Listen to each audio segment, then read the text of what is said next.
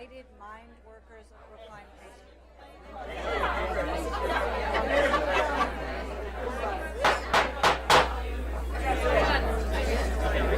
We're going to go ahead and try to get started. So we still have some seats in the front.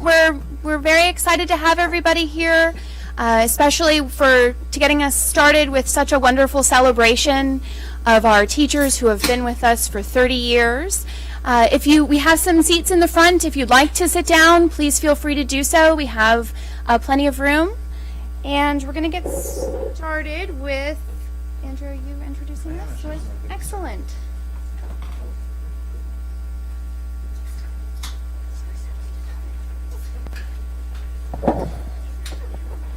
Good evening, everyone. We are here tonight to celebrate 4 remarkable educators in the public schools of Brookline, recognizing them for 30 years of service. So, yes.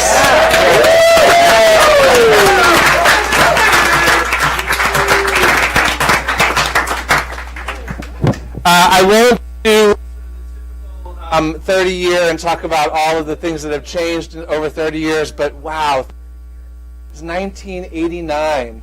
And so the 4 folks who are started their career in our town with our students and tirelessly serving, educating lives of students since that time, since that 1989. It's just, I'm in awe of 30. And I promised myself I wouldn't go into, the Apple computer was starting. Phones were still attached to the walls. But I will say this, and also the opportunities that each of the 4 individuals, the opportunities that they have brought to students, for students, and on behalf of countless lives who've been touched and made better because their paths crossed yours. We are all eternally grateful for, and thank you. We all, I think I speak for everyone, from the bottom of our heart. So congratulations.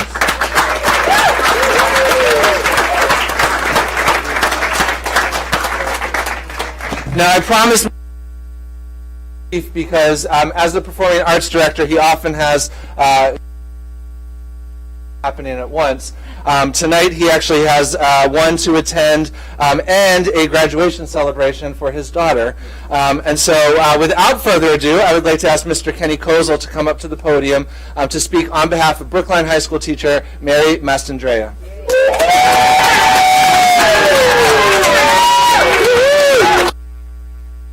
I love this energy in the room. It's so great. So, hello, school committee members, all of these wonderful educators out here. So again, I'm Kenny Kozel. I'm the performer. I'm speaking on behalf of Mary Mastandrea. You can, Andrea, both are correct. What an incredible event to be a part of. Think of the people in this room that have given 30 years of their lives to the public schools of Brooklyn. It's truly exceptional. So I'd like us all to take a moment and imagine where we were and what we were doing during the 1988. So just take a moment. Close your eyes.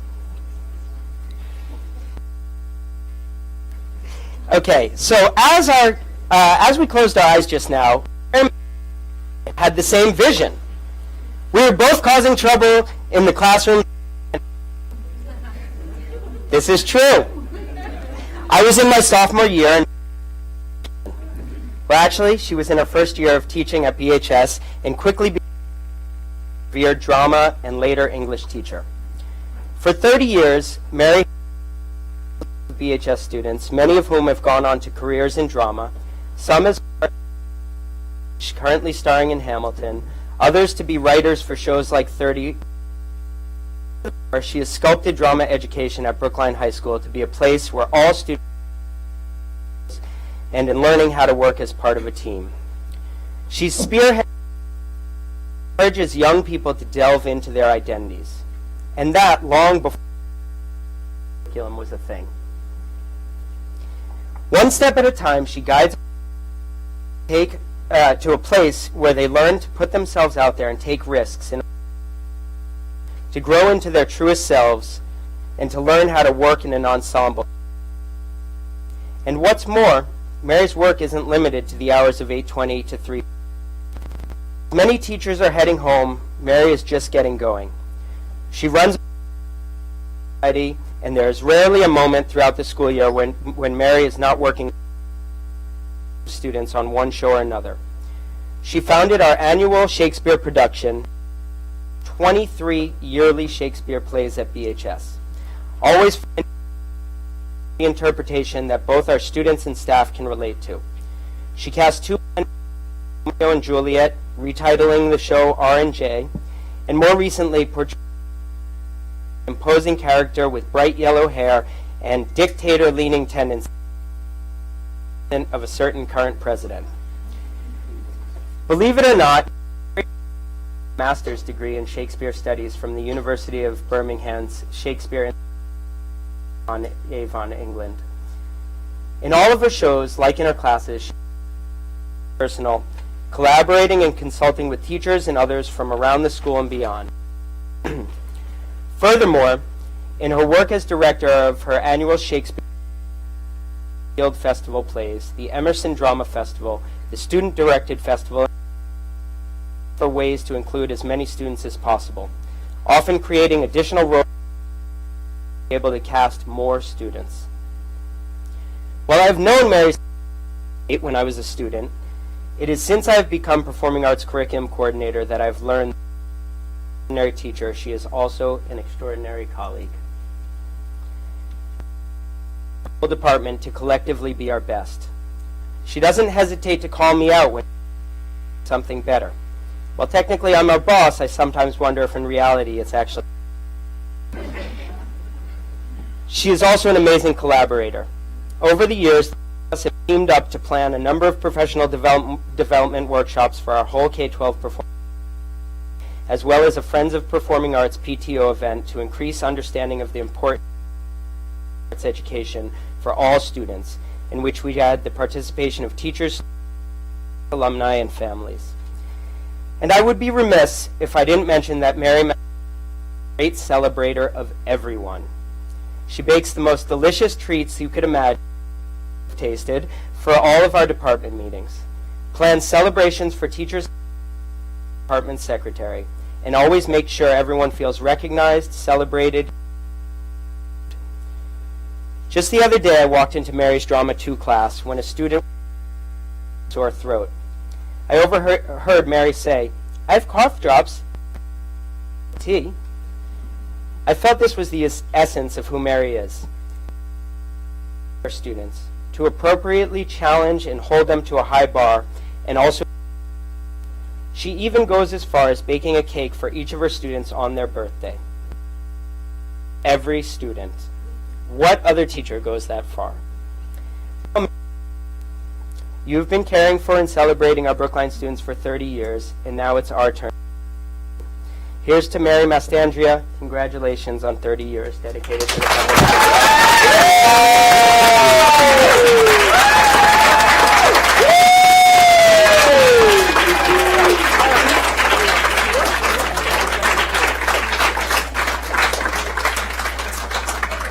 Let's get one with Andrew in here. Thank you. You guys go. You go on the mic. Thank you.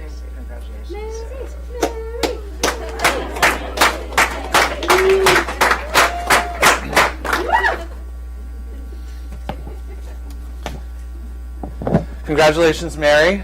It's now my pleasure to ask Heath Principal, Dr. Asa Savelius, to come up and speak on behalf of Heath teacher Sherry Dalsheim.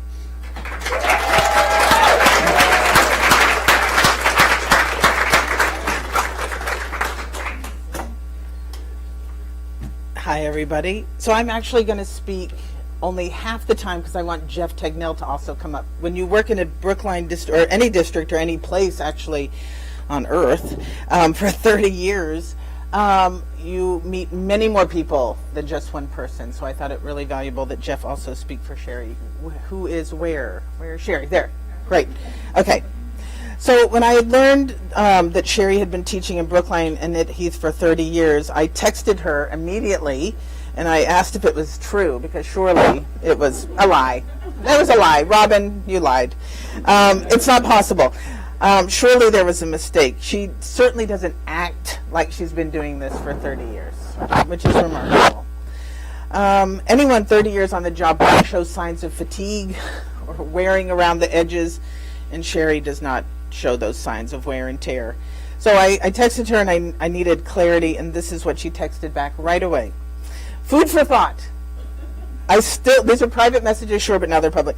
I still love teaching, she wrote. I still love teaching. I actually find joy igniting children's passion for learning. Not meant to sound cliche, she says. And I am your Heath historian, working here longer and surviving, that's my paraphrase, 5 principals, right? She started 5 principals ago, which is pretty remarkable for anybody in this district, or truly any place. I mean, imagine your own lives, 30 years in one place. It's hard to imagine. I've only known Sherry for 5 years, and in that time she has been the most inviting person. I'll be on my way to tackle a crisis in another classroom, and Sherry steps out and says, "You have 5 minutes?" And I'm like, "Yes, okay, fine."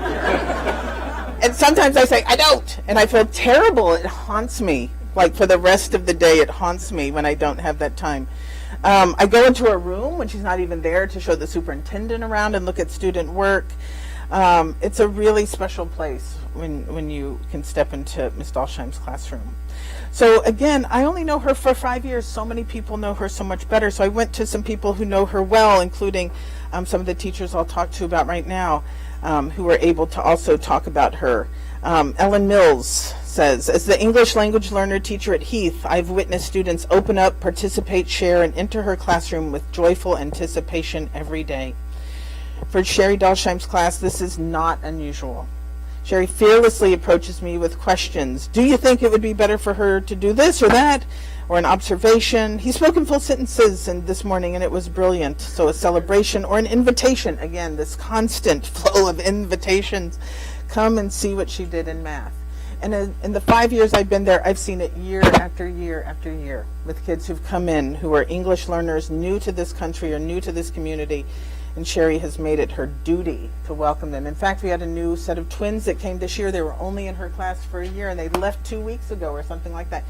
Sherry came in a panic into my office. What am I supposed to do? They're leaving. They just got here. And she literally stopped everything to make sure that they felt exited out of the school as warmly as she had entered them. And she came to show me the work the students had done, and it was really remarkable. Sherry's well known at Heath for her collaborative spirit and openness to work together for the best interests of her students. I think what she tries to do every day is be the best of us, right? She tries to show and showcase and model what it looks like to be a truly open and collaborative person, and to try new things with this can-do attitude. Deborah Morales is the Metco liaison that Heath and Lawrence School split. She says, welcoming is a word that comes up frequently when one asks about which classrooms are a best fit for kids. And Sherry does great work with every kid. It doesn't matter who comes into her classroom. What matters is how they feel when they leave at the end of the day or at the end of the year. And that's, I think, the most important thing in schooling, is that kids want to come back the next day, right? You can teach them all you want as long as they want to come back the next day and keep learning from you. And they certainly do in Sherry's class. Allison Arsenault says that when she joined the second grade team a few years ago, she immediately felt welcomed. Sherry has a warm and inviting nature and was willing to do whatever it took to make a cohesive team. And that was years ago. Allison's been there for some time. And what happened just today is that, Sherry wrote me and said, there's a great program, a seed program. I'd like to get something going. What's the pulse on the school of this? Being at June, I said, I don't have much of a pulse at all right now. Why don't you send something out to the team? And within 24 hours, she's got like a team of 6 people who are going to be taking a seed training with her this summer. That's 30 years into the profession. That's really remarkable. I I would not be surprised in the least if Sherry was still here 5 principals later. So I'd like to see that record be broken. 10 principals, right? A 10 principal teacher. And I hope it comes true because I have absolutely no doubt that Sherry still has a lot to give to the Heath community and to our kids and to our system broadly. And I'm proud that she's a part of it. So thank you, Sherry.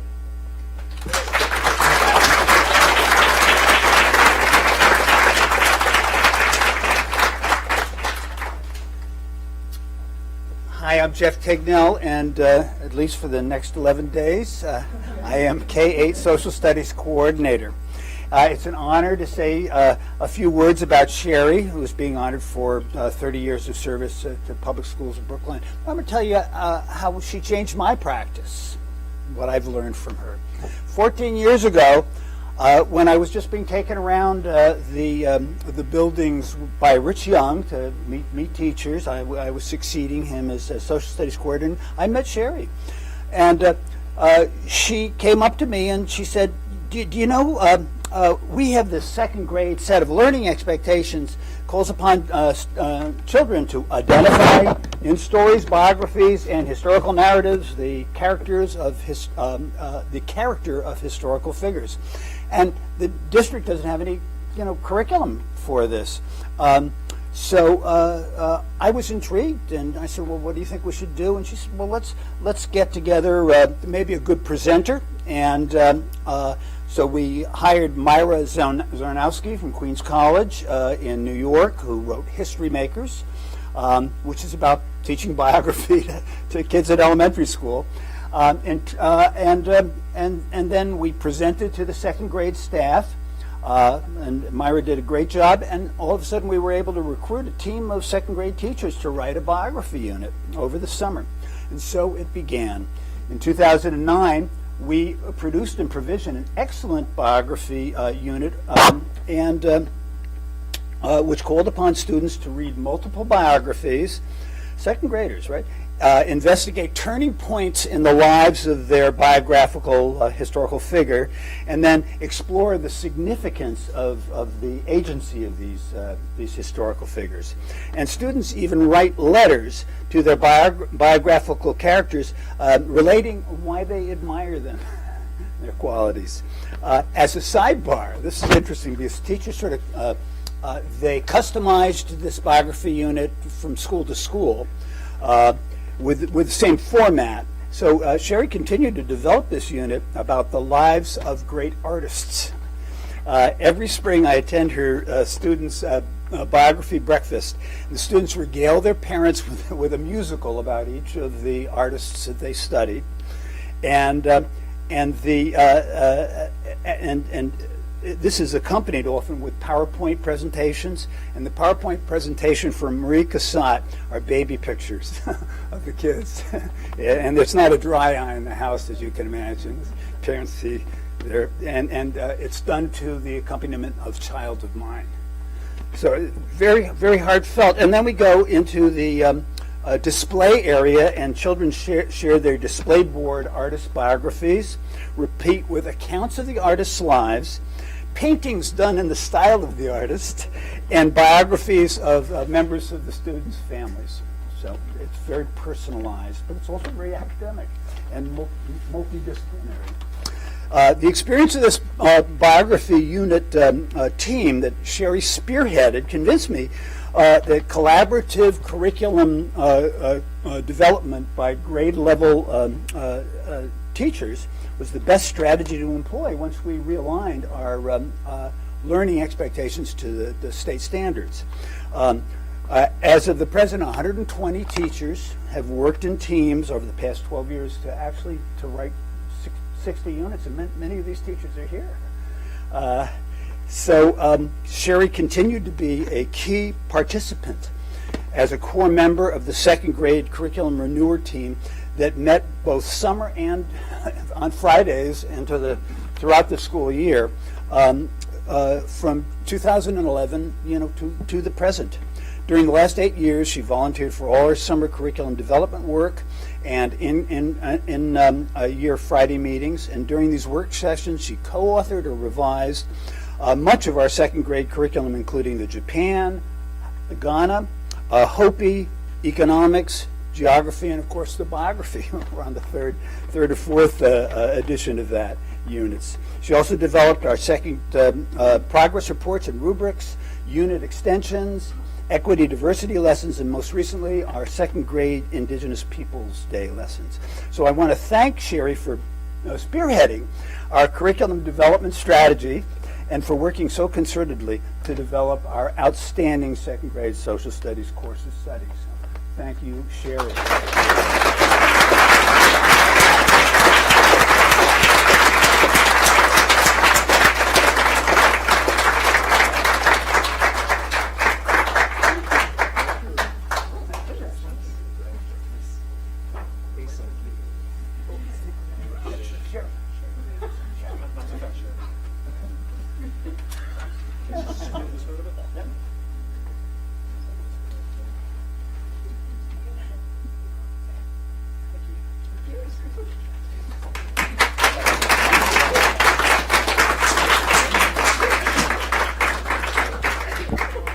As I listen to Jeff's remarks, I want to point out two things.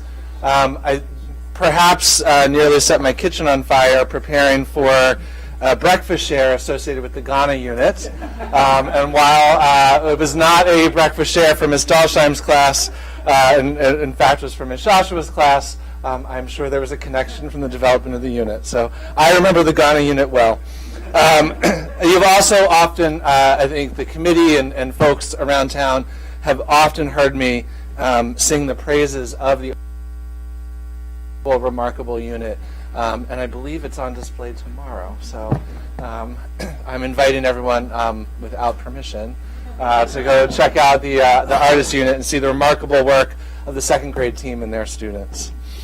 It is now my pleasure to present our next honoree, and I'm doing this presentation on behalf of Dr. Susie Talukdar, Driscoll School Principal, and Dr. Keith Lazama, our METCO Director, both of whom were unavailable tonight. And so we tonight are recognizing 30 years of Mrs. Jean George, so congratulations.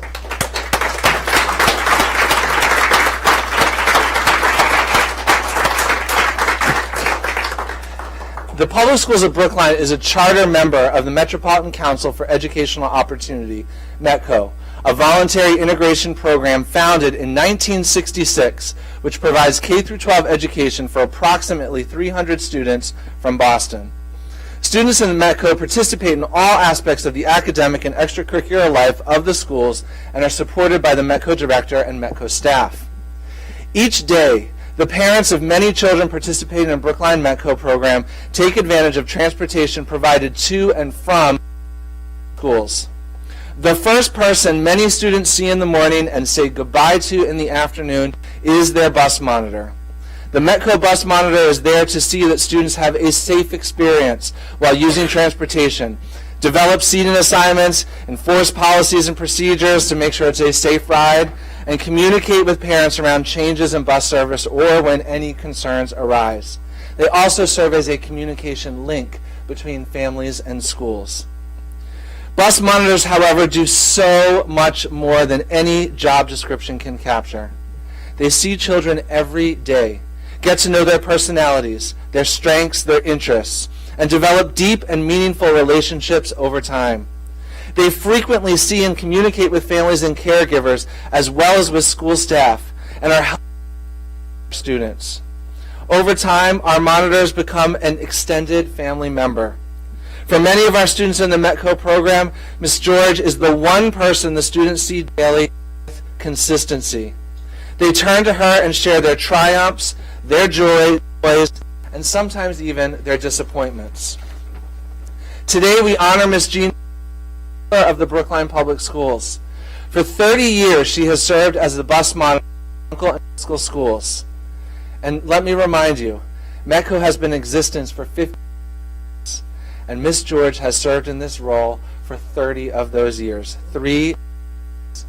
She has touched the hearts of our students and has given her all to ensure a safe students to and from Brookline and their homes in various parts of Boston. Now, this is really impressive, former student of Miss George and now director of the METCO program, Dr. Keith Lazama shares, quote, Miss George, when we had rough days, she would talk us through them. She checked in with us special we are and how much each of us has to offer. She was more than our bus monitor. She was our inspiration. Congratulations, Miss George, 30 years of service.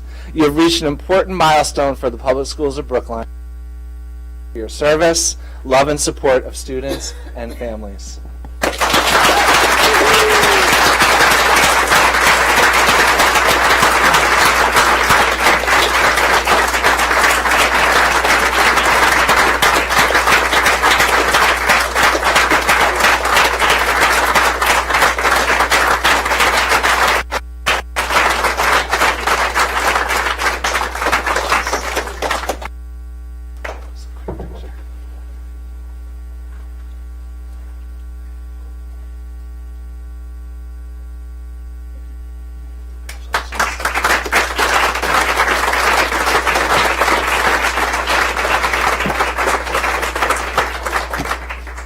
Our last honoree tonight is BEEP Program Coordinator and incoming BEEP Principal, Interim Principal, Regina Watts. And it's my privilege and honor to have Vicki Milstein, our current Principal of our Early Education Program, to come up and speak on behalf of Miss Watts. Dr. Watts. Thank you. You gave my entry because not everyone knows that Regina is actually Dr. Watts. She'd be the last person to tell you that she has a PhD from the University of Pennsylvania. You might never know that because in the world of BEEP, she's just Regina, with no just truly in front of that. Regina may hold the record, though I'm nipping her heels, for the most offices in her role in BEEP. I believe she was on Hedge Road. She also traveled to the Newton Brookline Collaborative for Early Education when all of our students with identified needs went to Newton in order to be served, and Regina was there. I rest my case. Then Regina and I shared some very special offices in the SEC. I think we got our air from the Pierce parking garage, but always, always of good spirit and positive outlook. Regina was the welcoming face to the public schools of Brookline, and she did it proud. Regina met families as their children were entering with a potential or an identified special need. Some families joked with me about it was quite an introduction to the public schools of Brookline when we entered the SEC between the mops and the computer boxes. And children would hang from the railings of the upstairs. It didn't matter. Regina was meeting them there, and everything else paled by comparison. Even the most thoughtful parents about quality education let all their dreams of their entry go by when they met her, because she represented someone who cared as deeply about their children as anyone in education ever would. When children are identified with a special need as they're turning 3, particularly if their child didn't look like they had anything to worry about prior to that, a family will go through the stages of grief as they say goodbye to some of their dreams, their hopes, and their wishes for their child, and they get a touchstone of reality as Regina takes them through the intake process. I can't tell you how many times I have sat at the table with Regina. Now, I'm the person who may need the tissue before I get through this. And she would stop the meeting and she would reach out and take a parent's hand and say, I know this is hard. well, then they would cry, and those of us around the table would cry. She always had a box of tissues handy for every parent who sat at those meetings. Regina has taken teams of our specialists to places like Franciscan's Hospital to observe a child in what was their natural setting. She did absolutely everything. She would drive as far as the road would take her to be sure that they saw a child, that they made contact with that child, that they learned about that child, so that when we had our meeting, families felt that they really were understood, that she had the dreams that they had, and she understood where they were. But then she took a little bit of a different turn, and she became a program coordinator, which has a different set of needs and responsibilities. And I must tell the story about Regina. You may know that in BEEP we have rolling drop-off, which is not to say that the cars roll and they just deposit children, as they do. Rather, they roll up, the people from BEEP open the door and help them out, help the child out. We get the backpack, we wave goodbye to the parent. Regina is out there at rolling drop-off. She's telling the people that they have to get out of the van space, that they have to get out of the handicap accessible space, that they may not park in front of a resident's driveway. She fought hard for parking stickers for Putterham, and she is out there enforcing the appropriate use of those stickers. Well, one day, a child who was having a little bit of difficulty separating from her parent, Regina coaxed her out of the car, and she was a little weepy, and Regina's walking with her, but she makes her great escape, and she takes off down the sidewalk, and Regina, in hot pursuit, saves the day, but only after she goes flying onto the sidewalk, breaking her kneecap. Now, not everyone can say they have that kind of commitment about their professional responsibilities. Regina takes very seriously her role as a program coordinator and as a psychologist. And when BEEP was considering how we would mark how our children progressed in those foundational skills in literacy, particularly before they went to kindergarten, I very kindly asked Regina if she might head up the research on a tool that we could use. And sure enough, Regina found a normed instrument that was available from the University of Minnesota for free. Well, who finds a thing like that? They have since charged for it. But at the time, not only did she find this tool, she also trained everybody in the use of it, and she offered up all kinds of support in testing children herself and of her interns so that she could know how it worked and what the struggles were. Regina has done our data for years since, making graphs, identifying children who need extra support, and helping to identify the ways to get that extra support. She has been there for teachers who are new in helping them access great curriculum. She is supportive of paraprofessionals who want to increase their skills and move up on the career ladder. She has advocated for families so that we make sure that they have a spot in an extended day program. She is so committed to some of our underserved population that she has made long-term relationships. Every Christmas, Regina takes a family that she worked closely with out to dinner, and they celebrate another year that those children have grown up in the Brookline schools.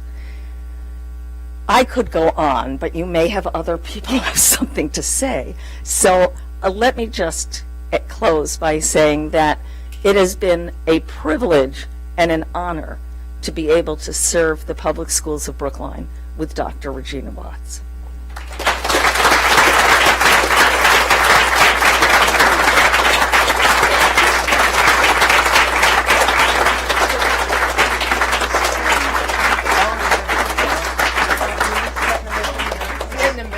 There's like size order. There is. It's an app concept. Thank you. Thank you.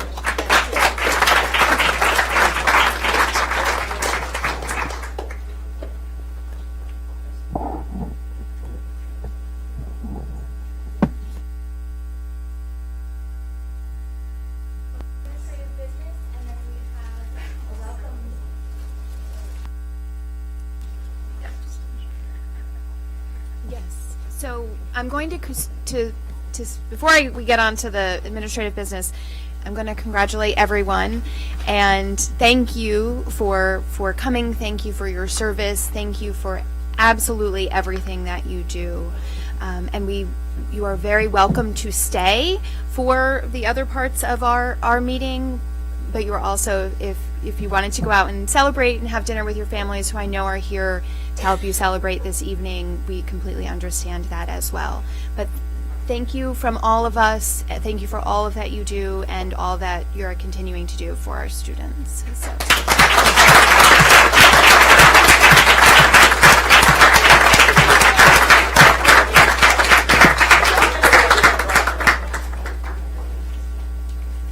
Now we will jump into the administrative business. Our calendar for the rest of the year is awfully full for only 11 days left.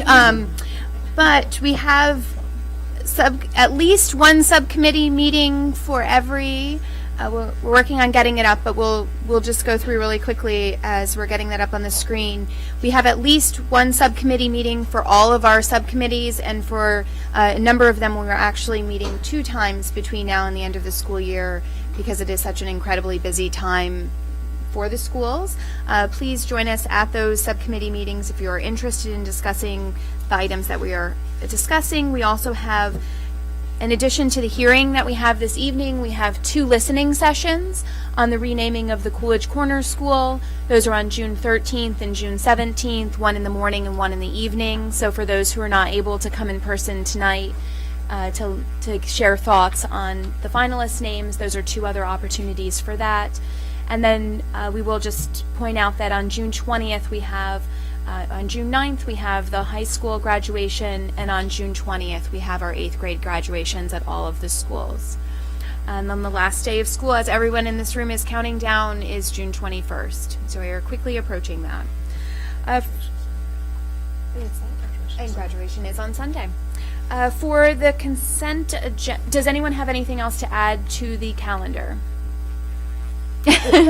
Where? It's a very full 11 days. So, yes, especially June 17th. So there were some of us who will be together all of June 17th, apparently. On our consent agenda, does anyone have any questions on the items? All right. Yes. Ms. I'll move it. Sharofsky. Thank you. Anyone second? Mr. Perlman, thank you. Further discussion? All of those in favor? And that's unanimous. Next, are you introducing, or do we have Mr. Santos? Do you want to get us started? To welcome back our students from the China Exchange Program. Thank you for being here tonight. Thank you for giving us time. It's hard to believe that it was a year ago that Superintendent Bott, Susan, and myself were in China. It was a year ago. We had a chance to work with our Gaoshan School students, our counterparts at the Gaoshan School, and I'm pleased to welcome back, as of Saturday in the afternoon, our 19th group going to and coming from China. And I want to just say a word about the teacher who went, my colleague and fellow chemistry teacher, Megan Sells. It's uncommon for a teacher to take 4 months out of their career, go halfway around the world, live with a group of high school students in a country where you're not familiar with the language, culture, and custom. And I just want to so honor Megan's time, her commitment to the program, and the good work that she did not only with our kids who were there for 4 months, but also working closely with the families. She and I were in touch almost daily throughout our time together, and she did a fantastic job. So I just want to honor her time.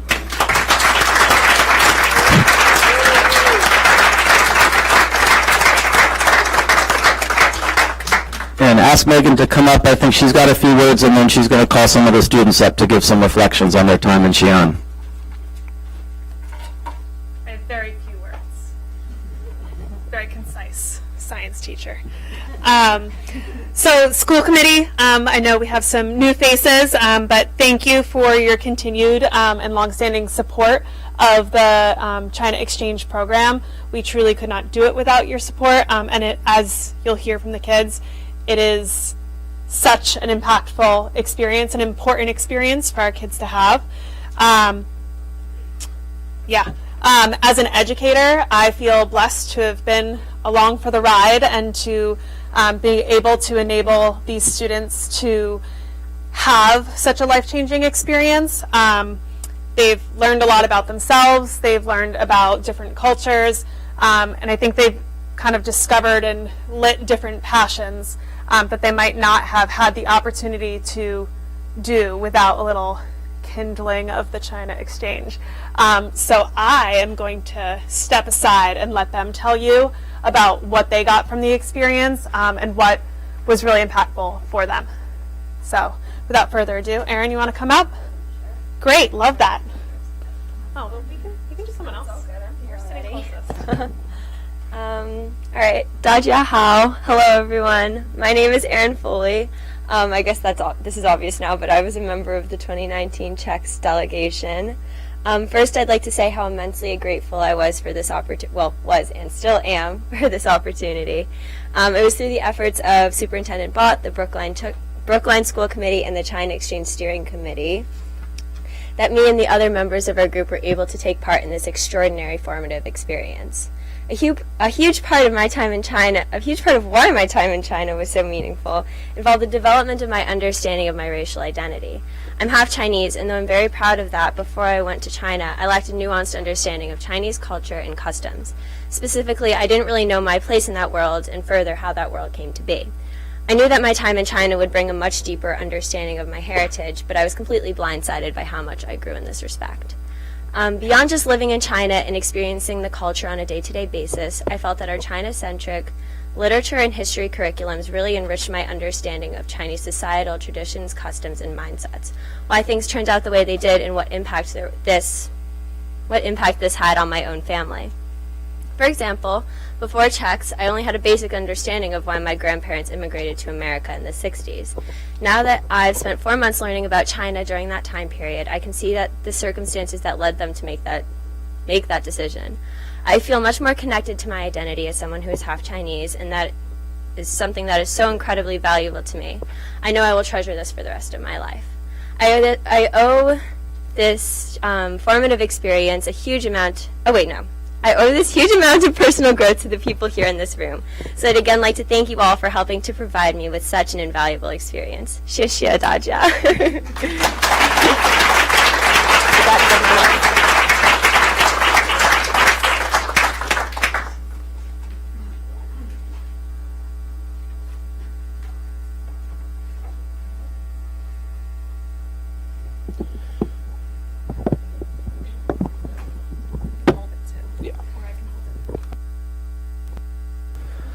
To me, the most important part of this family experience, and this already starts in September when the China kids come all the way from China and we host them in our families.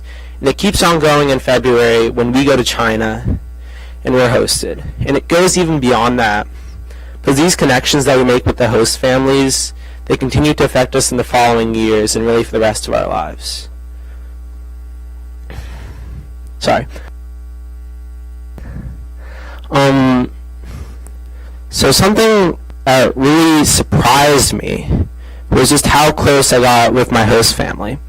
Like, going into the whole program, that wasn't one of my main goals. I had more independent goals focused on me, and it was, just really surprising to see how close I got with my host family and all those bonds I made with them. Another thing that I noticed was the sense of family. Throughout these two hosting experiences, the sense of family that I saw in both of them. First, in the U.S., when Simon, our student from China when he lived with us. We treated him with love and care, really brought him into our family. And I was really surprised and amazed to see when I went to China how that was really the same, and how I felt that love and care, and that was really amazing to see. And like even though the U.S. and China are two very different countries with different cultures and obviously different languages, how that sense of family was able to prevail. And I want to share a little anecdote that I found amusing and really shows the care that my host family had for me. So when I was in China, I wanted to get my hair cut. I asked Mom, where should I get my hair cut? And she told me a place. And so I was totally prepared to go by myself. But she was like, okay, I'll drive you. And so I was expected her just to drive me, just the two of us. And the whole family gets in the car, all the four of us. So we go down there, we drive 15 minutes to this part of town that they used to live in. They showed me around their old neighborhood. And then I got my hair cut, like washed and cut while they were sitting by saying stuff in Chinese that I didn't fully understand. And at that moment, I just felt so part of a family and so loved, just because that's something so small as just getting your hair cut and having made me feel so welcomed. And finally, I just want to thank you guys for making this all possible, making me able to feel the sense of family when I went to China. And none of that would be possible without all you guys here.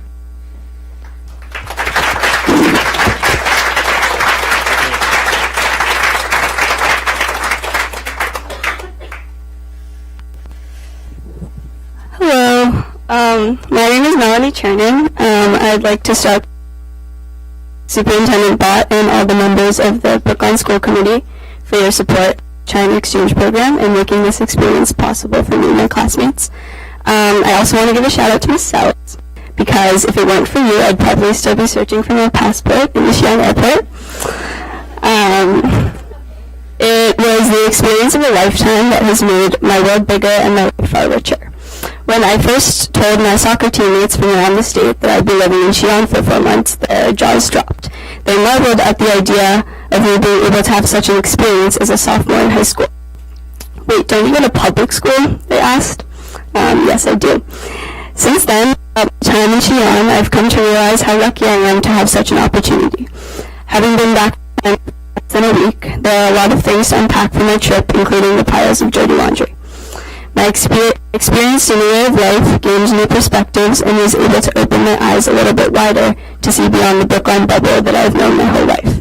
And I had a great time while doing so. Prior to my life in Xi'an, being half Chinese was limited to getting Hongbao on Chinese New Year, having hot pot, eating mooncakes at Zhongqiu Jie de Shiho, and hearing my mom speak Chinese to my being Chinese was always there and a pretty big part of my life for that matter, but it seemed to be the stuff to up. I never really knew what it meant to be Chinese beyond the inevitably whitened versions of my mom's traditions. Throughout my time in China, it's been really cool to see what elements of my mom's manners and how that feeds into me and my family. I'm guessing that Chinese values are woven into my life a lot more than I think, beyond what I can see. I still don't really know what being Chinese means exactly, and I wasn't expecting to find an answer to that question, at least right away, but I'm happy with the growing list I have now, and because of this experience, I know that I will keep exploring. While I expected to uncover aspects of my racial identity, what I did not expect was that my identity as a female athlete would be challenged as well. Upon my arrival at Kaohsiung No. 1 High School, I was excited by the beautiful turf fields and the state-of-the-art basketball courts, only to discover that only boys played there. It was the first time that I was required to push myself into male-dominated spaces in order to partake in doing what I love. Here's an excerpt from my journal entry after a particularly frustrating day on the court. This experience alone has not only brought up a lot of emotions for me, but has also made me I am to have all these opportunities to succeed, improve, and express myself in the U.S. Next time, I will most certainly think twice before complaining about the practice of the week. My hope is that just me stepping on the court has spun the dial for some people watching, even if just a tiny bit. One thing that I can say for sure is that I've identified the role of girls and women in the world as something I'm passionate about and really want to understand better, as well as hopefully work with in the future. These are only two of my big takeaways from my trip that I can articulate presently in the midst of jet lag. And I didn't even get to talk about the amazing food, family, and friends that I met along the way. So now back home in my beautiful Brookline bubble, I just want to say thank you.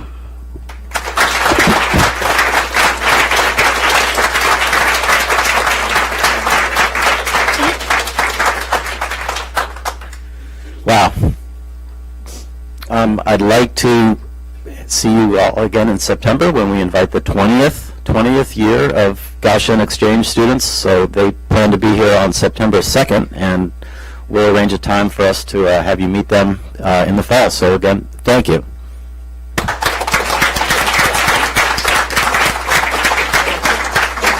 If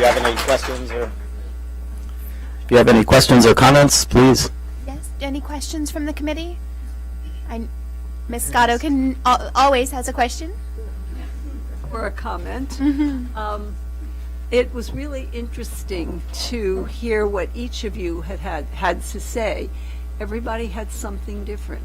It is so important to understand that wherever you live, life will be the same and it will be different. And you have had an experience that will that has already set you on the way to understanding that. It is interesting to me how many of our Gaussian students end up doing something in China or studying about China as part of their life as they get older. It is an important experience. We are so glad in Brookline that we are able to have this happen. And every time the group comes back, it reaffirms our understanding of how important this is. And we thank you for sharing this with us. Thank you, Ms. Scotto. Yes, Ms. Dickoff.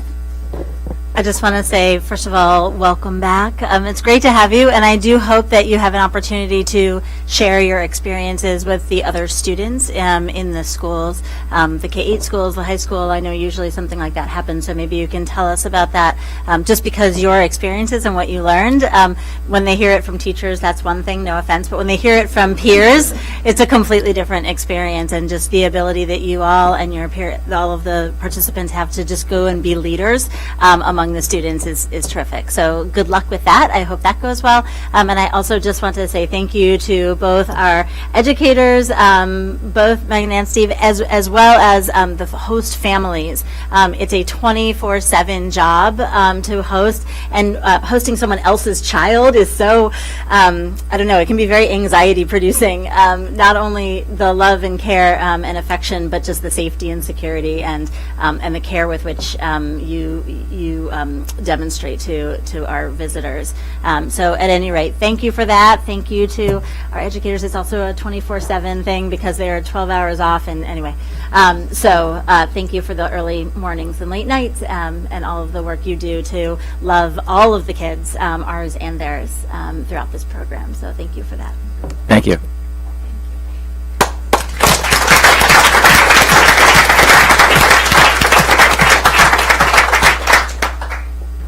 So next we have public comment. So Ms. Coyne is going to get the sign-up sheet. Yes, absolutely. I'm sure you have homework. Thank you. Or sleep. So we have public comment. We have a sign-up sheet that's here, and then once we go through the list, if there are others who would like to speak, we will open up for that as well. We do have, we also have a hearing on the Coolidge Corner renaming, and so because of the number of speakers we have in the room and the number of speakers we will have for that, we will ask that you try to limit your comments to 3 minutes. And if you would like to say the same thing that has been said, it is just as effective, and we welcome if you wanted to say that you agree with a previous speaker, that that's something that is appreciated and impactful as well. So welcome tonight, and we're going to get started with Tanya Paris.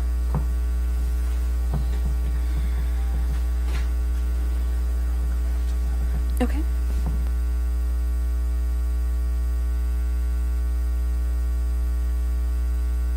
Unfortunately, not all of us could be here tonight, but this letter is from 27 Brookline kindergarten teachers. Together, we've welcomed thousands of kindergartners into our classrooms. We teach our students to be kind, respectful, flexible, hardworking, as well as to persevere, to stand up for themselves and others, and to be lifelong learners. We know that all of us in this room, educators, administrators, school committee members, and parents, want our children to be successful and happy people. We feel so fortunate to be part of a district with a strong tradition of putting our students' needs at the center of our practice. Educators' voices are respected, and we continue to feel support from many principals and administrators, as well as some school committee members. Thoughtful choices for students were made through a partnership between teachers and central administration. Brookline has always been viewed as a progressive, cutting-edge school system where children, families, and teachers thrived, and we look forward to a future in which this continues. We are afraid that this has begun to change. The past few years have brought new opportunities centered around new curriculum and programs. However, in embracing these programs without meaningful teacher input, the district has neglected the very reason for embracing those learning opportunities, our students' joy of learning. We have dedicated our careers to teaching 5- and 6-year-olds, and we see that some current practices are leaving everlasting negative impact on our students' social and emotional well-being. Therefore, we are here tonight to share with you our concerns about a new kind of gap that is emerging in Brookline kindergarten.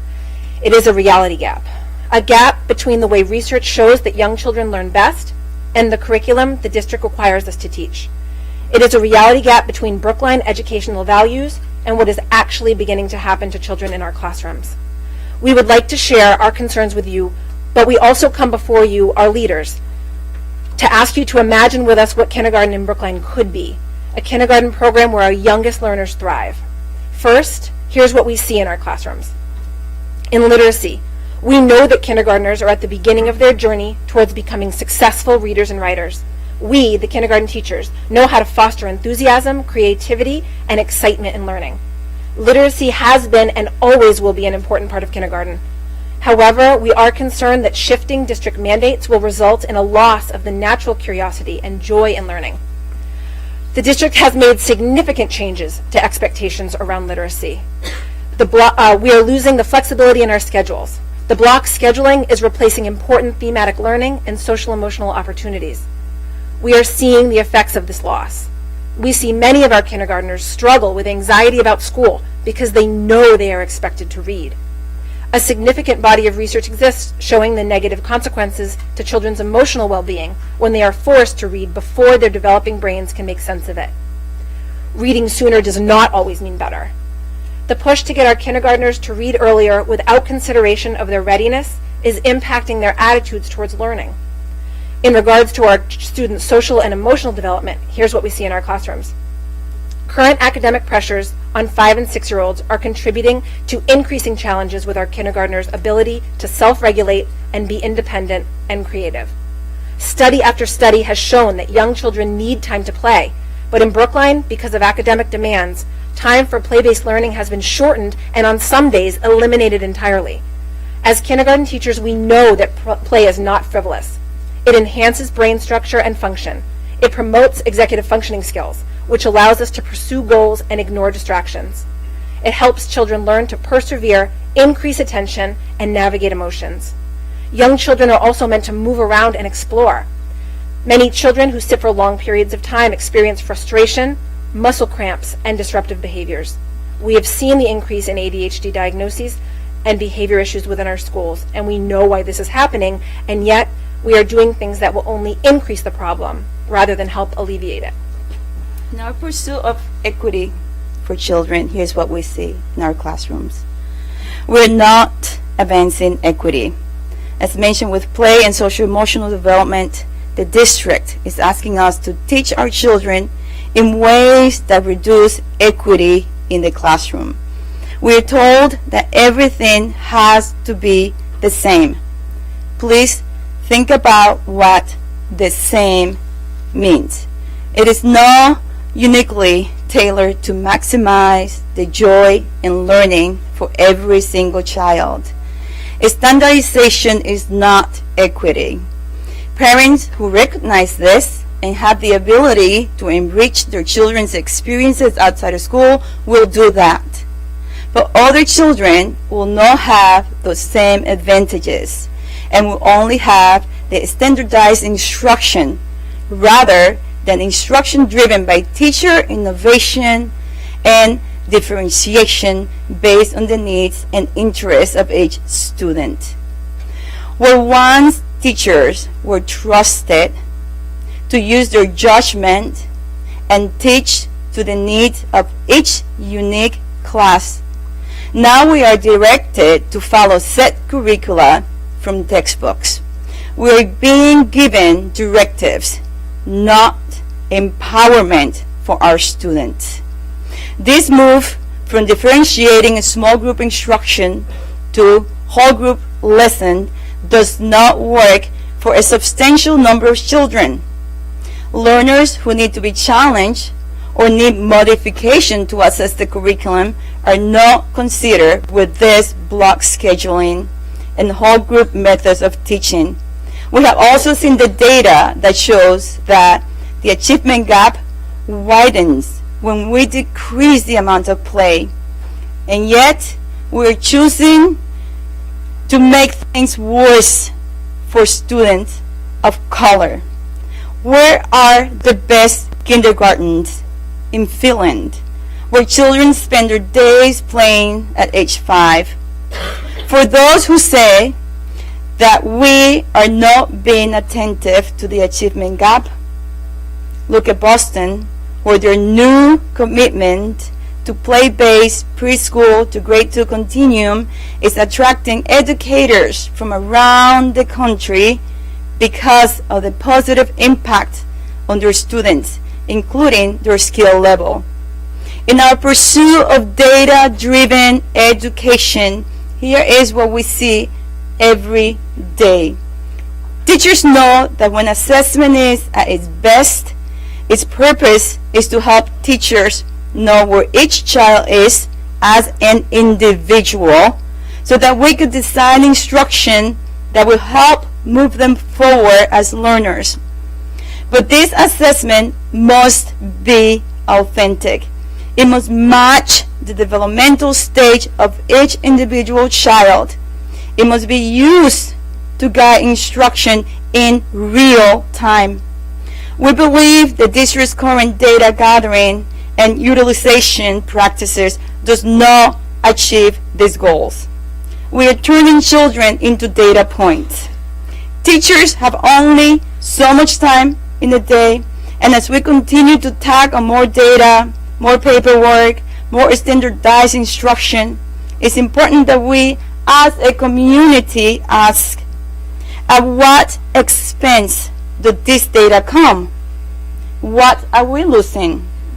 Where is the opportunity for teachers and parents to be a part of this conversation? These are the things we see in our classrooms every day. Now, we ask you to join us. Imagine what is possible for Brookline kindergartners. We ask you to envision with us a future in which our kindergartners spend their days engaged in learning experiences through meaningful play. Let's envision our children being excited to come to school each day, developing a deep love of learning, having confidence in their abilities as learners, strengthening social emotional skills, creating deep relationships with peers and teachers, and being part of a community of learners. A classroom where teachers are spending time working directly with students, forming trusting relationships, and engaging in meaningful teaching experiences that address students' needs as a whole. Imagine a future where the educational power of play is returned to Brookline Kindergarten. There is no arguing that our students learn best through play and real experiences that allow them to explore and make connections. build some background knowledge, and build problem-solving skills. The play can be purposeful and teacher-guided, but there also needs to be time for children to explore freely without teacher direction. This is essential in the development of curiosity and the ability to follow an idea or a project through. This is the bedrock of kindergarten practice. In fact, it is the bedrock of lifelong learning. And the reason why top labs such as MIT's Lifelong Kindergarten Lab are working to create systems and technologies to infuse the basic concepts of kindergarten play throughout workplaces. Brookline Kindergarten can be a place where children explore relationships with others in order to develop a sense of empathy, where they master amicable and respectful dialogue with their peers, where they learn how to justify their own ideas and solve problems.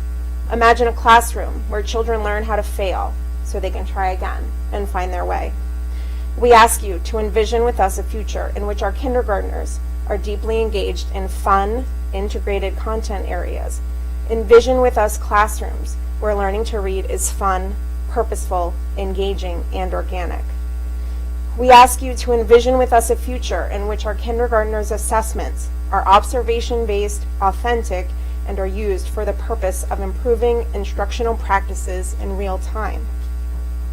Imagine a future in which data-driven practices in the name of the achievement gap are not adversely impacting many of our most vulnerable students.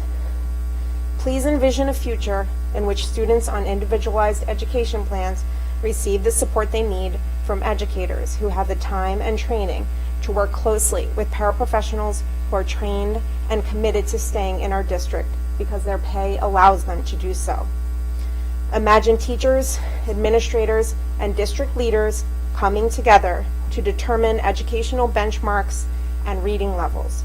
We are here. We know kindergartners well. Use our expertise. We ask you to imagine Brookline kindergarten classrooms where teachers are trusted to use their judgment about what's best for each class. Imagine a future where love of learning, not test-based performance, returns to the heart of our children's very first educational experiences. We ask you to help us achieve that vision. We want to work together to plan next steps for our Brookline Public Schools. We ask that we are once again given a seat at the table, a seat that truly values our voices and our expertise in understanding what is best for our students. Thank you. Could you share?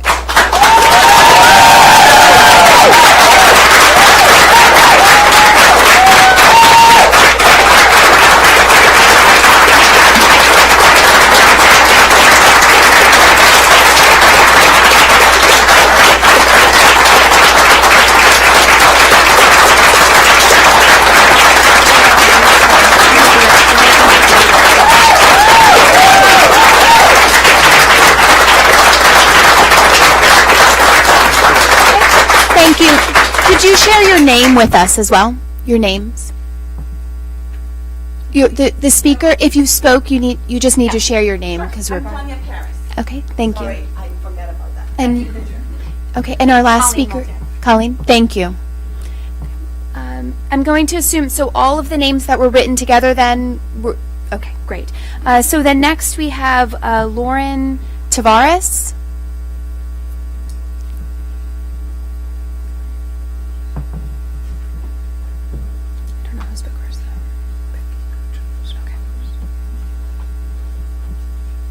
Hi, I'm Lauren Tavares. I'm an SLP at Runkle School, and I'm here to share a letter that was written in support of special educators and related service providers.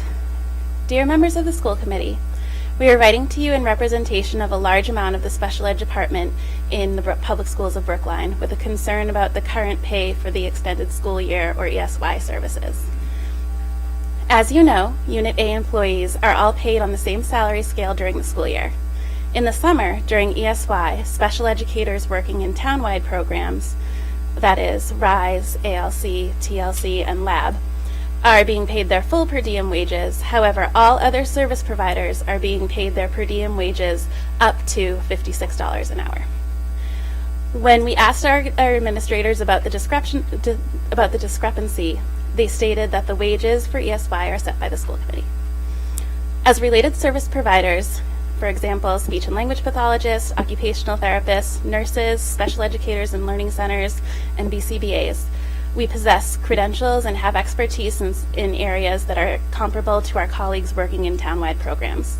Many of us are also spending our summers providing services to large caseloads of students within the programs in which our colleagues are getting paid more to do their work. This discrepancy creates a divisive feeling within the department.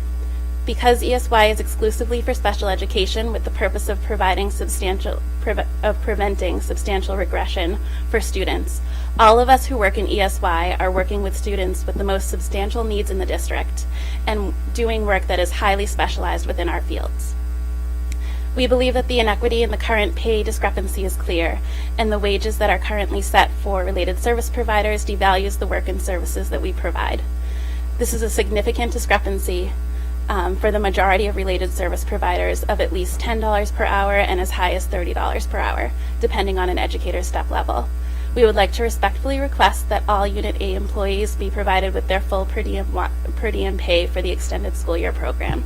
We'd like to thank you for your time and consideration. And this letter also comes with over 65 signatures from people around the district who are related service providers.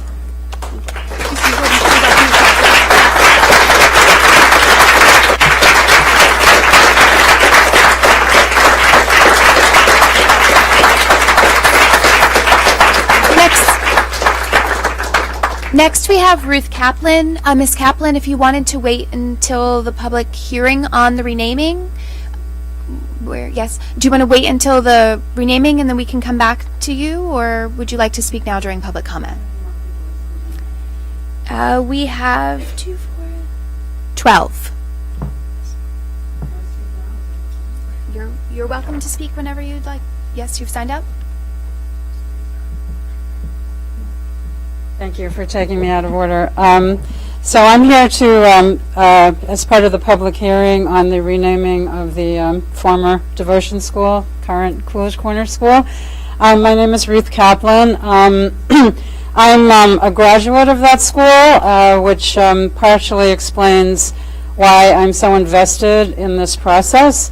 I wanted to just begin briefly by commending the school district on, and Superintendent Bott in particular, on the process that you engaged in this past year. I found it, not that I saw every step of the way, but I was able to attend the session where the students presented their final recommendations and spoke with third graders through eighth graders about what they had researched, and honestly, it almost brought tears to my eyes to be a part of that, and I felt very proud to be part of this community. I think it was and continues to be a unique learning experience for our students in a way that they'll remember their entire lives, and hopefully will impel them to continue to be civically engaged in their schools, in their communities, in very meaningful ways. I'm actually here to speak regarding the four final choices. I think they're all excellent choices, but I'm particularly partial to the nomination of Ruth Batson, and I just wanted to share a few thoughts about why I think she would be such an excellent candidate or alternative name for the school. Miss Batson, I'm not going to tell you her background because you know it, you've read about it, but I think it's just very impressive that of all the four that are under consideration, she was clearly in the vanguard of educational leadership and educational equity in very, very meaningful ways in our local community. And when I say our local community, as a lifelong resident of Brookline and as a graduate of the public schools, and my children also, I really feel, and I think most people in our community feel, extremely attached to Greater Boston. And without Boston, Brookline is a great place, but Boston we have a special relationship with, and particularly when you see what Ms. Batson did in terms of leading the early days of the METCO program and bringing opportunities to students in Boston to connect with students in our communities, we are the beneficiaries of that. We are not isolated from Boston. And I know she has some Brookline connection too, but I just hope that that in thinking about who the best person is, or who you decide to choose as the recommend to the town for the choice of a name, you think really carefully about the relationship between Brookline and Boston. We're surrounded by Boston on all sides. Boston is just an integral part of the lives of all of us. I wish I had known Miss Batson. I realized that when I looked at her biography, she actually, if she had been alive today, she would be the same age as my mother, who fortunately is alive today, and I saw that she is a graduate of the Girls Latin School in the same class as my mother. My mother knew her. So I think she is someone that was really known by a lot of people in our community. She certainly had a very close connection to Boston University and created her own foundation that helped minority students to thrive and minority medical students. I can't even imagine how she did all the things she did, and I would just urge you to revisit, I'm sure with each of the names, but to revisit the bio of all the things she accomplished. So I think that's what I'd like to say. And once again, I just wanted to say that, this was not an easy issue. This renaming process wasn't easy. This part seems easier to me now that we're at this stage of it. And I know that there are people who feel differently about this issue. I know there are graduates of the former Devotion School who might not agree with me. I also know many people that I went to school with who feel very strongly about this name change and think it's terrific. And for people who felt that the change was, quote unquote, erasing history, I can't even imagine the extent to which we have now revealed so much important history through the process that we've gone through. One final point about Miss Batson that I realized in doing my research, she was also the daughter of Jamaican immigrants, and I think that in this day and age, we are a town of great diversity. People, many people here are immigrants. It's just one more example of how well people can do through the public school system that she also attended. Finally, I think the choice of a woman would be amazing.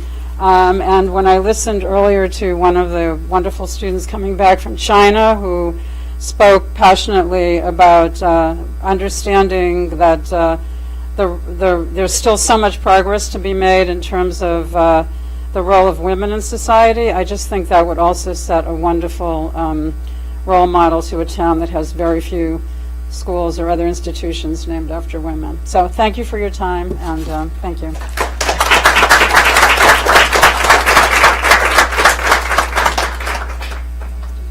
Graciela Muhammad.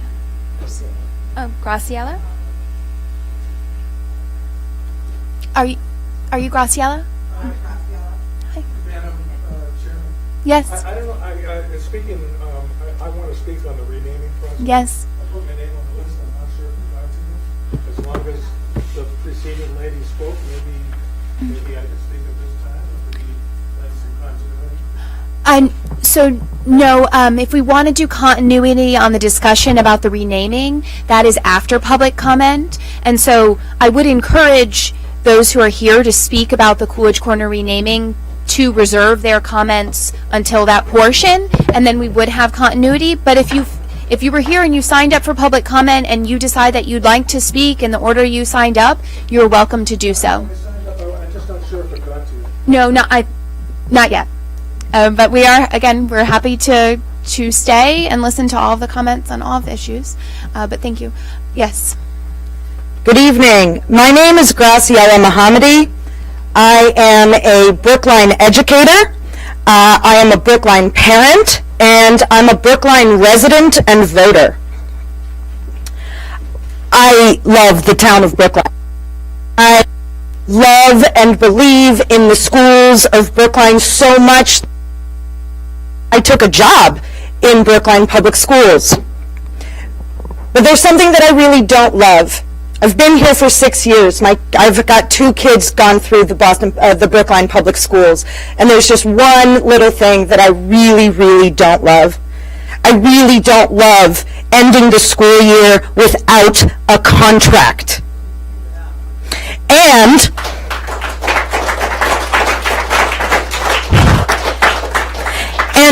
even more so, I really don't love the fact that my school committee, who I voted for, is refusing to negotiate with the dedicated educators of the Brookline Public School System. Don't love that.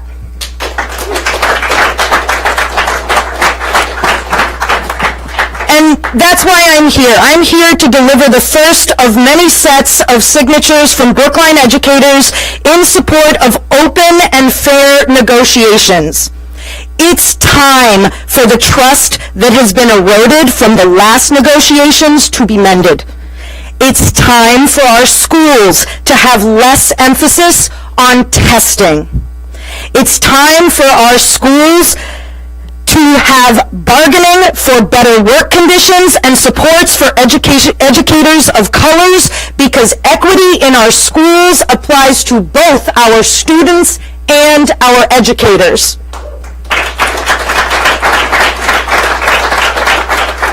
It's time to bargain for a living wage for paraprofessionals. And it's time to bargain for fair daily schedules for all Brookline teachers. We started the night tonight hearing wonderful speeches about showing the appreciation that we have for these educators that have spent 30 years working for the Brookline Public School System. But here's the thing.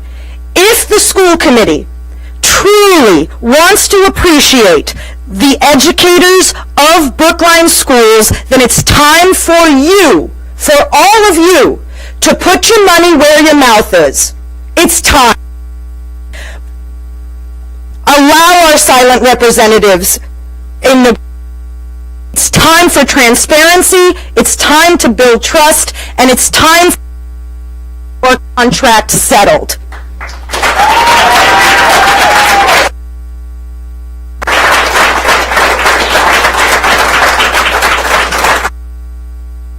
The poster that we have here is the first of many that we're going to be delivering to you, with hundreds of signatures from Brookline educators, and I'm going to read the statement that we all signed.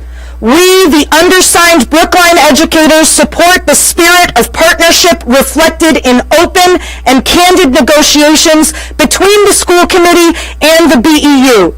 Like school committees and unions in many other districts, we believe that the membership's broad understanding of what our students need will help the parties reach quick and effective agreements to solve our school's complex and urgent problems. We don't want to go 3 years without a contract again. Negotiate with us. Build that trust back up.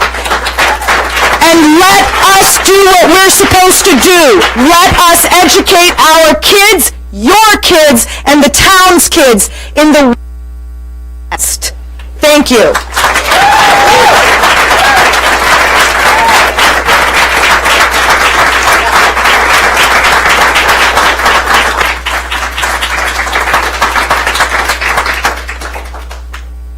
Sonia Hill.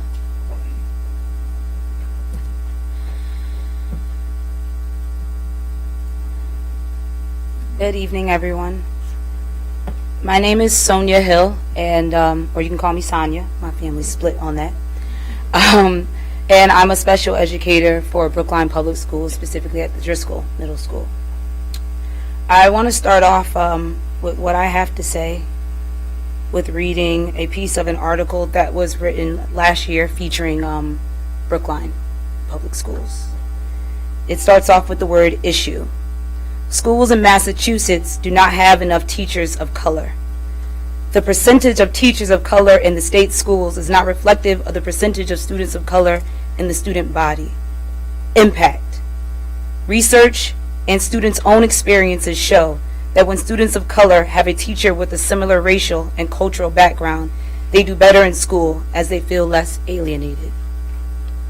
I start off reading that because that is actually, that is an issue that is going on, and it's not just in Massachusetts, it's in many states, it's all over America. But when I chose to move, because I am a resident of Brookline, when I chose to move here and I chose to take my job here, it was because I was completely inspired by what I heard from the district. When I sat down in my interview and was asked, how do I feel about having conversations of race? I'm very comfortable with it, as I should be. I was raised to be brave and proud and loud, and with class, but that's what I'm going to be. I was inspired by the district's initiative and their concern for the brilliant and beautiful students of color that are in this district that for some reason are underachieving. Some of them next to their same age, same scores on MCAS peers that don't look like them, that are not being promoted into classes in high school of honors and AP status. I was completely inspired to be a part of that. I wanted to be a part of that change happening in this town. That's a beautiful and courageous statement to make. And it's beautiful and courageous because of the encouragement it gives everyone in this room to work together. Because of the encouragement it gives everyone in this room to be brave. The encouragement it gives everyone in this room to have conversations of race and risk honesty and speak your truth with grace. That's what it was to me. My experience here this year, unfortunately, has not been what I hoped it would be. But I stand here today willing to fight for Brookline. If you're going to write down the words that you're about racial equity, that you want racial justice, that you want students of color to rise up and be the best that they can be, then one, you have to treat their teachers that way, the teachers of color. We need equity. But you have to be about it. And I'm ready to be about it. I believe that United States of America has some of the greatest documents ever written. My father serves in the military. My father went to Afghanistan. I lost friends over there. But our words are only important, they're only beautiful because, like I already stated, because of the encouragement it tells the people to do. I'm not standing in this room to make anybody feel bad. I'm not standing here to be hateful, to be bitter. I'm standing here asking you to be courageous with me. Stand with me. Fight with me to make this district what it said what it's supposed to be. We need to talk at the negotiation table. We need to speak honestly. We probably need to shed some tears because I'm about to. But there's a need in this district. And if I'm going out because I have not been renewed as far as I know, I'm not going out silently. I will fight for this town until the day I get in my Lexus and drive back to Connecticut.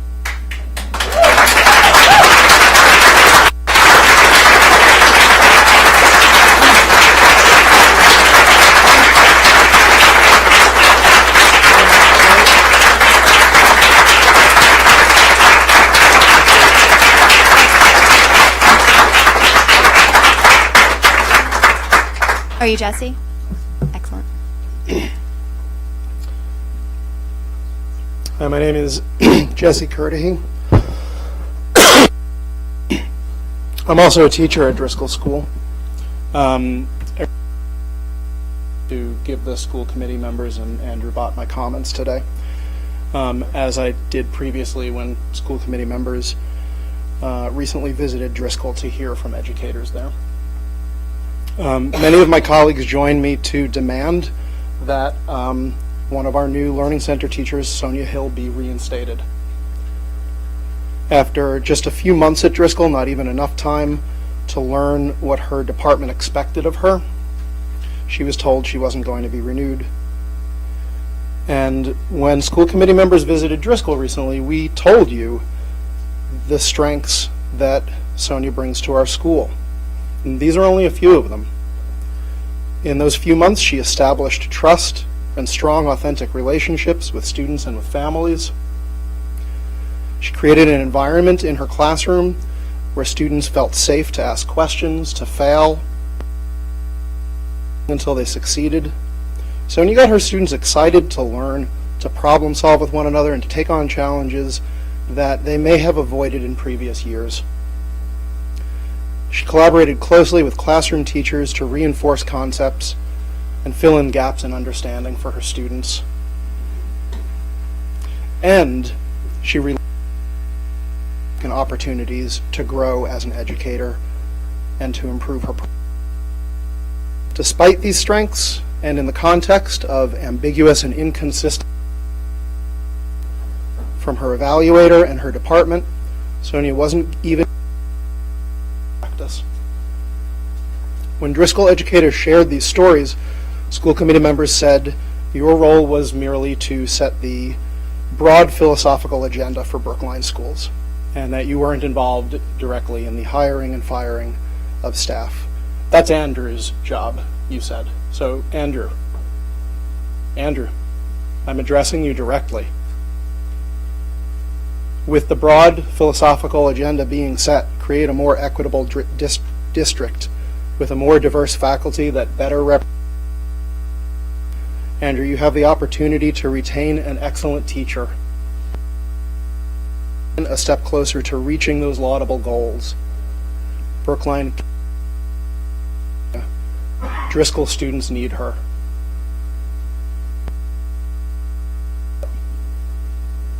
Thank you.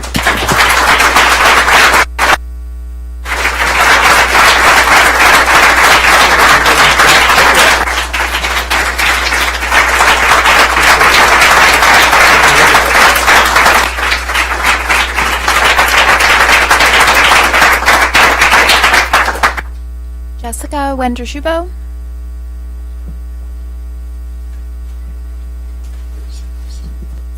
Good evening. I'm going to share with you some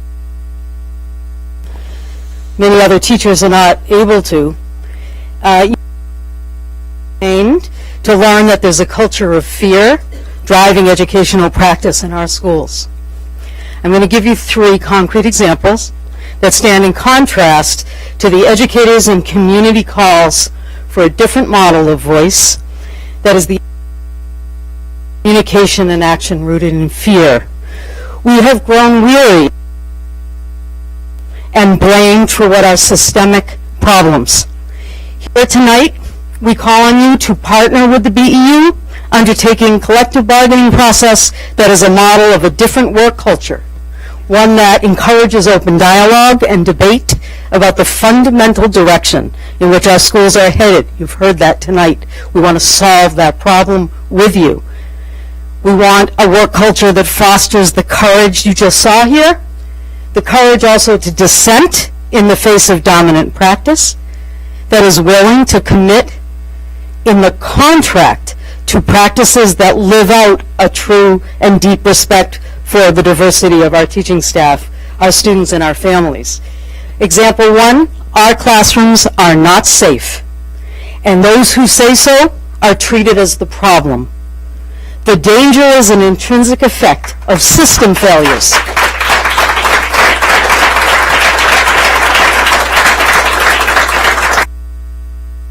Overscheduling and understaffing that leaves too little time to discuss student needs. Treat educators as students as the full human beings they are. Failures, not personal ones. We need to come up with contractual. You've heard about the excessive focus on standardization and academic performance that increases student stress, a lack of consistency in the para support for children also intensifies disruptive behavior.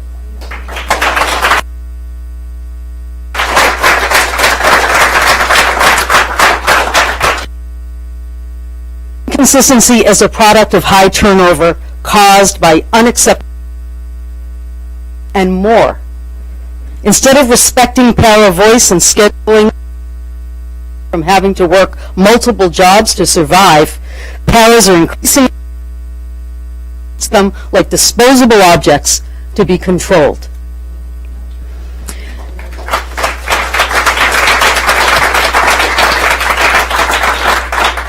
Last week, a paraprofessional told his principal he considered it unsafe to be sent in to sub for a child who had injured him in the past and about whom he knew nothing in the current situation with his plan or his behavior or his triggers or his struggle. Told that he had received sufficient training, the district responded to dismiss. Fear of speaking up about wildfire. Think about what is happening in that building. Suspected para was essentially brought to a hearing with an intent. Restorative justice talk is all over right now. How to make time for it to be done right and to include adults worthy of justice.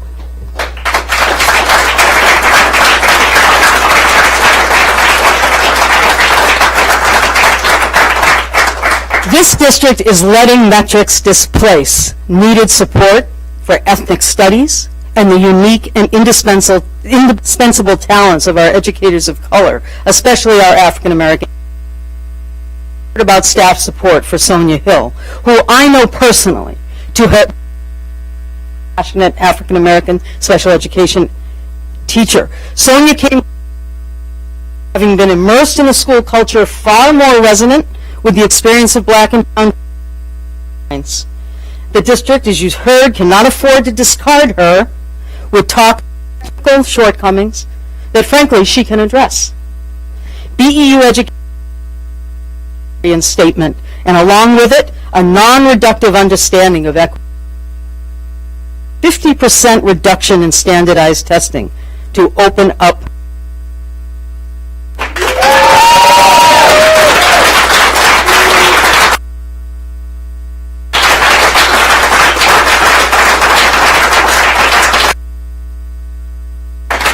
Who's going to be honest about the areas in which they could use some support?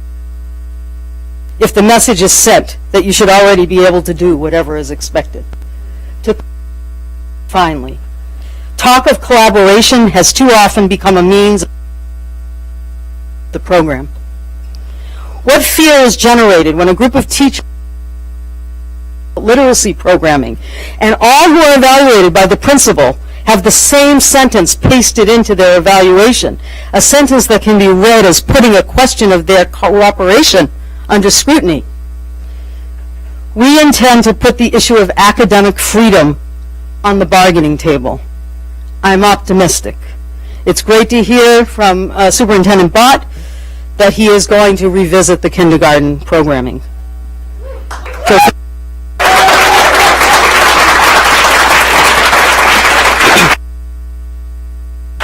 frankly, I thank them for the courage, because it isn't something you see a lot, and don't be surprised, because if we can bring that forward, you will find out how many more groups of 27 teachers will give you the message you heard. I look forward to joining them and close by saying, let's start the wider negotiations, let's work together, let's respect these voices. You see, it's complex. We need time to sit down and work this out together. Let's start now. Thank you.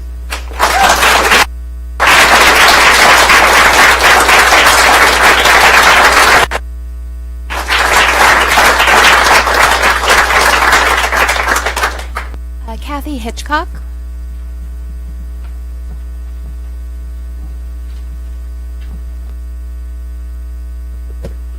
Hello, my name is Kathy Hitchcock. I am a parent of students who are in or have gone through the system. I live in Brookline, and I have voted in every single election since I have lived here. I want to talk about open bargaining. So I was Googling, right? That's what we do. We Google and find out about opening bargaining. And I have two comments that I want to make. One is, in Prince George's County, The student population is 131,000 students. Prince George's County successfully is going through and has gone through open bargaining. My question to you is, if a system with 131,000 students can do open negotiations, why can't Brookline? Right? Why can't Brookline?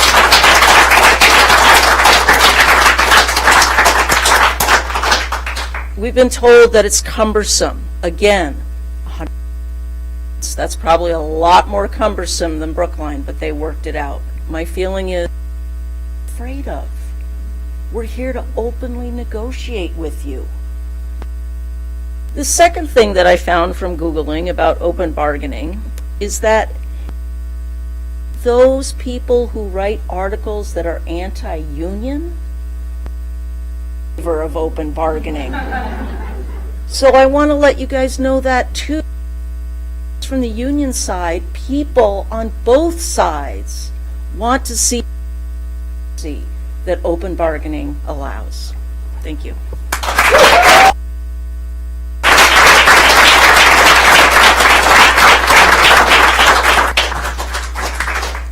Deborah Brown. I saw her earlier. Yes. She didn't write, but she didn't write down what she's wanted to speak on. Okay. Abby B.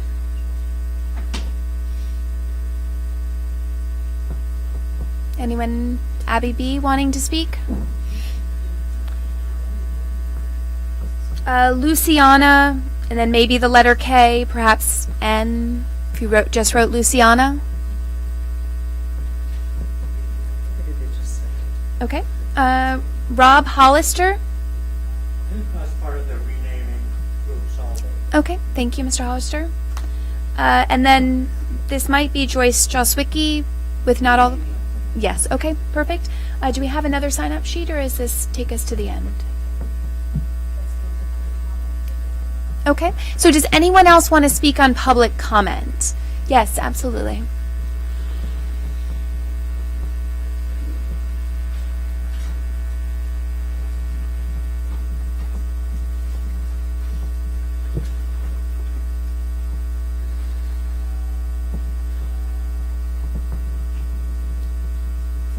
My name is Mary Rose, and I did not plan to speak, but I was inspired deeply by courageous colleagues who are coming forward and asking for you. What I would like to say to you is, I have worked for the Brookline Public Schools for 27 years. And in all those years, I have never felt compelled to stand before you at a school and ask you for something. I never come before, but I stand here today to share but the voice of countless educators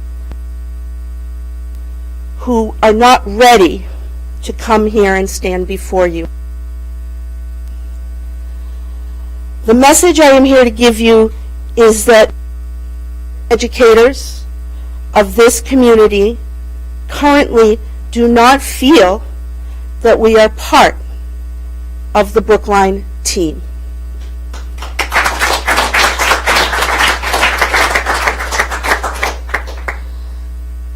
And I am speaking up for the many, many voices that want to communicate that message to you. We are asking you to hear us, and we are asking you to reflect on what you are hearing. There is a gap in the Brookline Public Schools, and it is not only the achievement gap.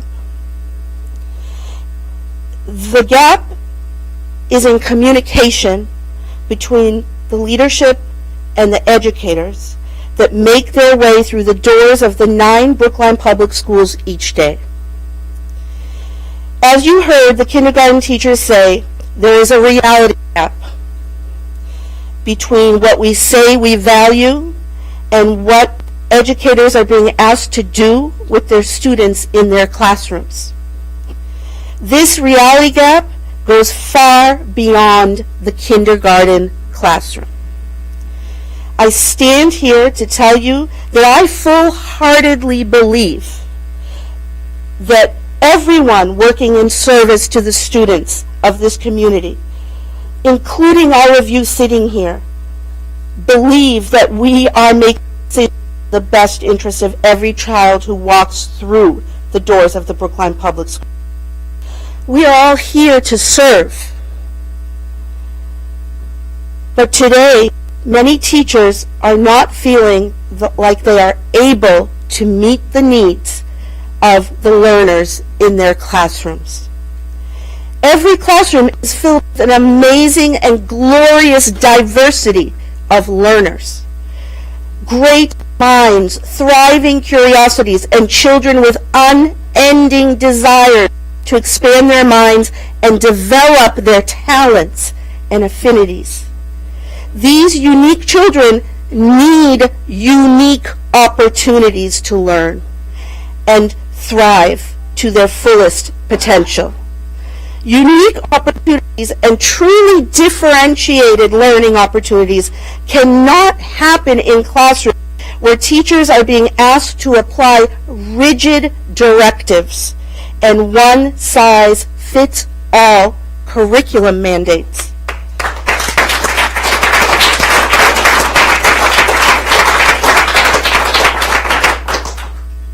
If we value differentiated instruction, if we value all of the learners, if we value the wisdom and the judgment of professionals who deeply know and understand the individual students, and please hear our message. It is a simple, please open the doors of collaboration.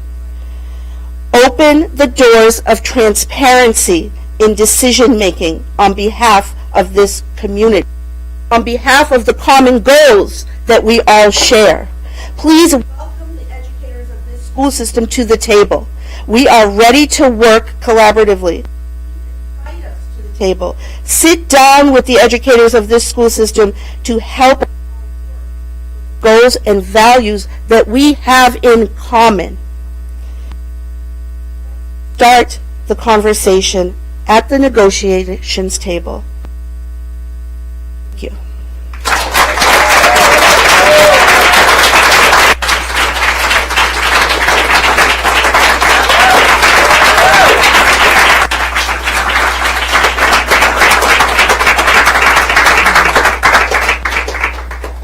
Thanks.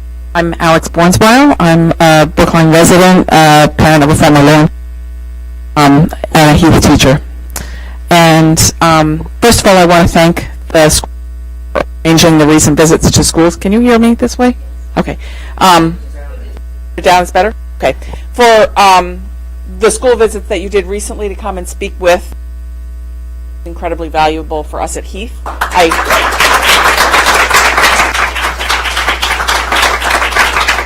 feel like that's a really important function for the school committee, is to what we're doing, talk to us, understand the problems that we're facing on the ground, because otherwise how can you address I'd like to encourage Superintendent Bott to direct the principals to help facilitate those meetings to continue to happen. Many of the other school meetings weren't as well attended because of communication issues, so hopefully we can. The other point that I wanted to make was about the open negotiations. We had at Heath, a question was asked of us, why don't you have negotiations if they're so contentious? And point in answer to that we didn't really get to make, and that they're to be your adversaries. We want, the BEU is here as the collective voice to help partner with you to think about how we can make Brookline schools better. There to lawyer up and same side. And I wanted to say that and ask you that in the spirit of that, in the spirit of being on the same side, that you participants or silent witnesses, because it rebuilds the trust that we have lost and of us working together as partners. And I think Brookline could really be a leader creating stronger schools through partnerships between school committee and thank you very much.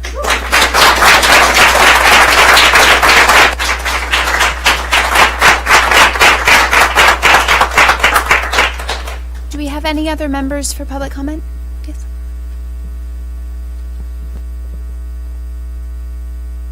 Janice McEwen.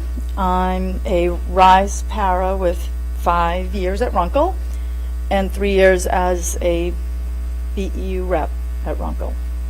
And first of all, I'm going to kind of follow up. I did want to thank the school committee members for visiting our school on May 28th. Susan, Suzanne, Helen, and Barbara. It was a great meeting. It felt really good that day. It felt genuine. Hope for the success we can have with an open representatives.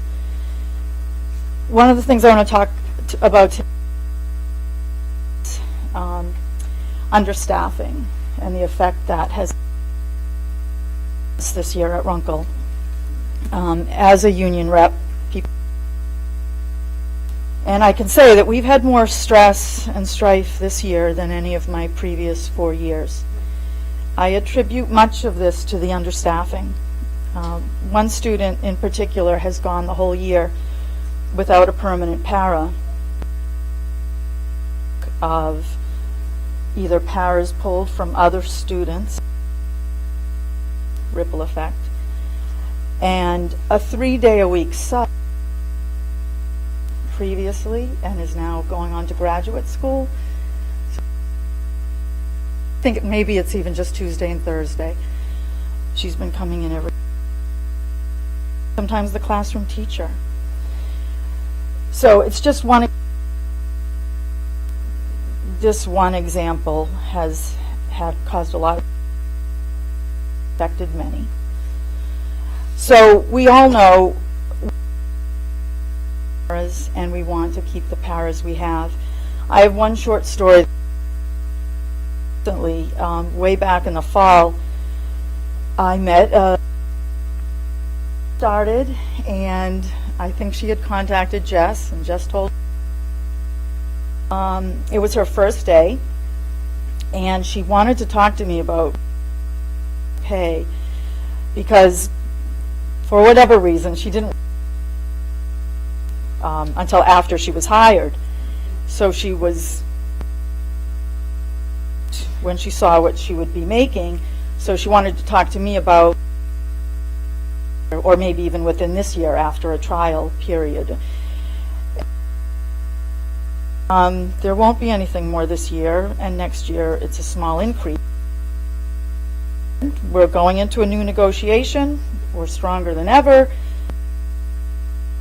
I did my best sales pitch, but it I found out the next day that she had left. So we know salary is an issue, but it's just one part. The respected paras are going to find more paras, want their people to work with them, and also respecting, hearing what we have to say, treating us we are. Many of us have advanced degrees and or teaching licenses. Finally, I just ask you to please come to the table with us to keep our paras and to hire more who want to stay.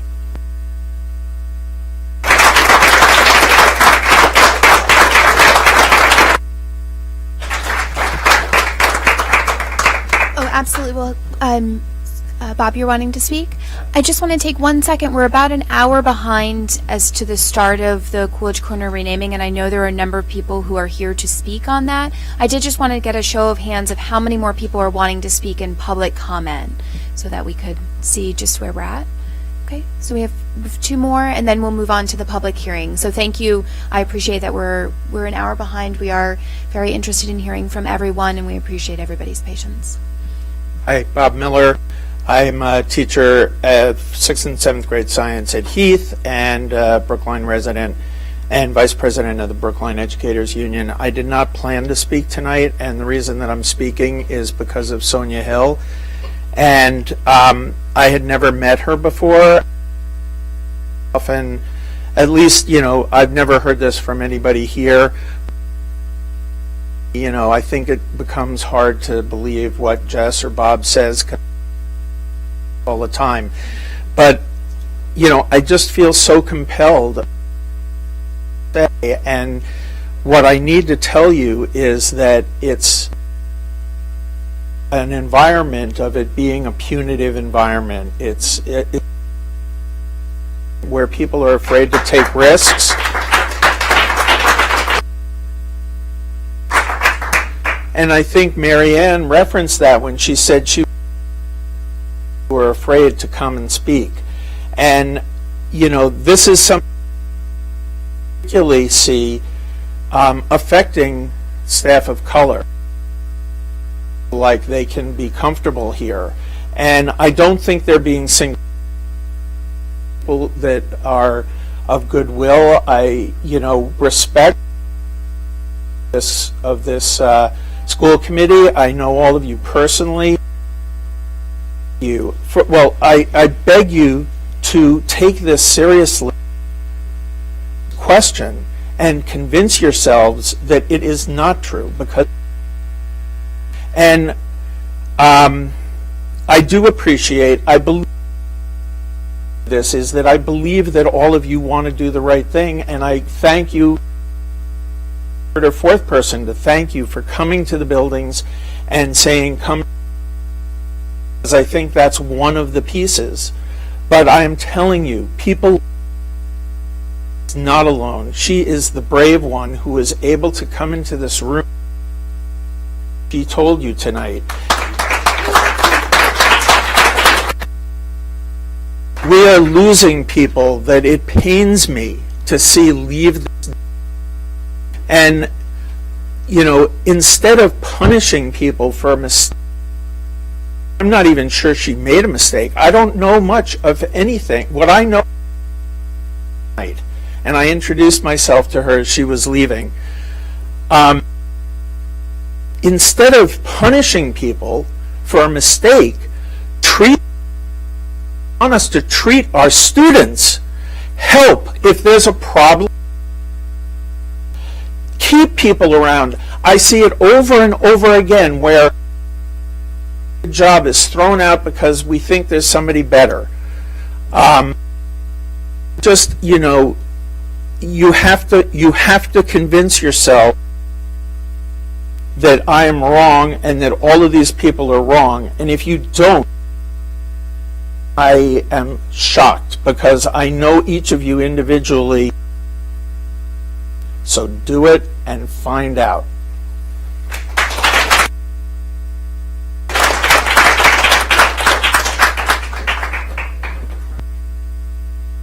My name is Dorota Miller. Excuse me, I did not. I'm deadly afraid of spiders and even more afraid of public speaking.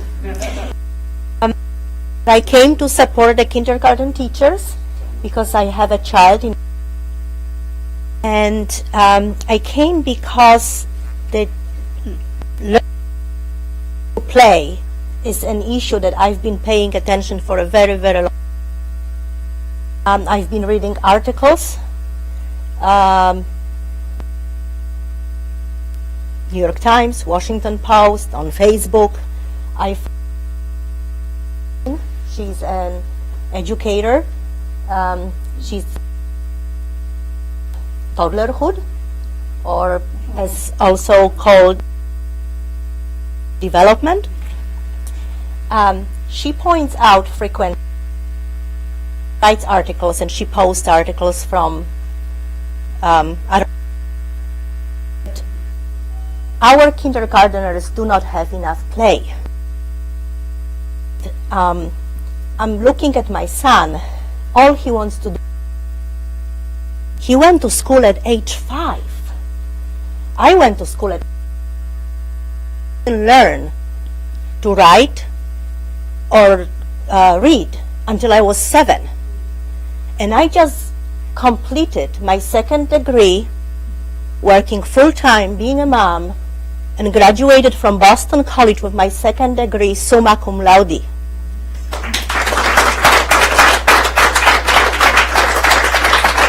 Our children will be successful if they can be children. I'm looking at my son and I'm wondering, when is he going to be a child? If he gets books to read and homework at age 5, when is time for him? Soon he will go to high school and then he will have to get a job. Need to give our kids time to be kids. And so much research show learn best when they can play and they have the time to develop their brains. One issue. The second issue is my son environment. He's at Lincoln, so I only know Lincoln school. And I was not aware of problems that teachers, paras and special ed teachers, special education, I was not aware that teachers, special education still have problems because I don't see it as a matter to the kids. And I hear we able teachers and helpers. Brookline is only success public schools. Brookline wouldn't be Brookline. Real estate, we wouldn't have because of buildings and play. But Brookline draws people because of public.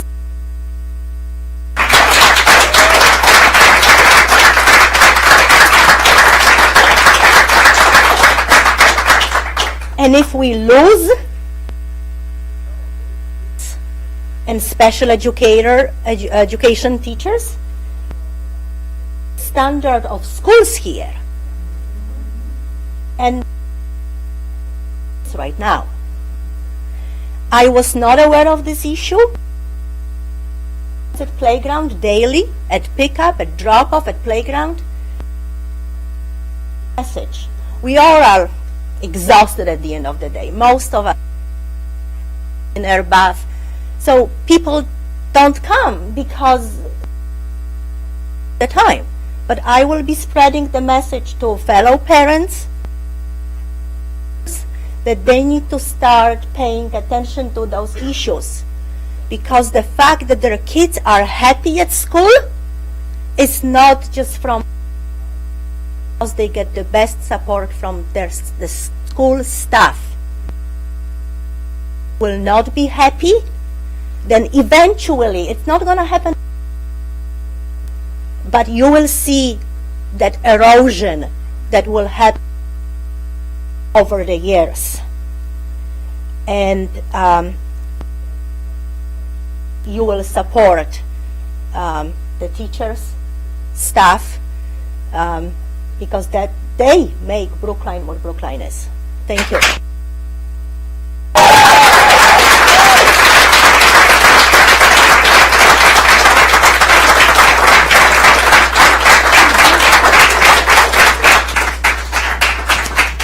So I understand that there might be others who want to speak for public comment.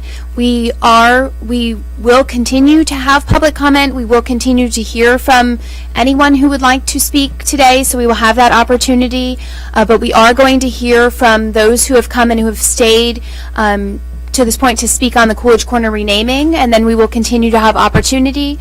If you're not able to stay for the whole meeting, and so you're not able to hear from we don't respond to public comment as a practice, but if you're not able to stay for the curriculum update that the school committee has for those who are interested in the discussion about the kindergarten curriculum and the role of kindergarten and issues related to kindergarten, that is something that is being discussed at the curriculum subcommittee meetings. We have members of our curriculum subcommittee who have been going into the schools to tour the kindergarten.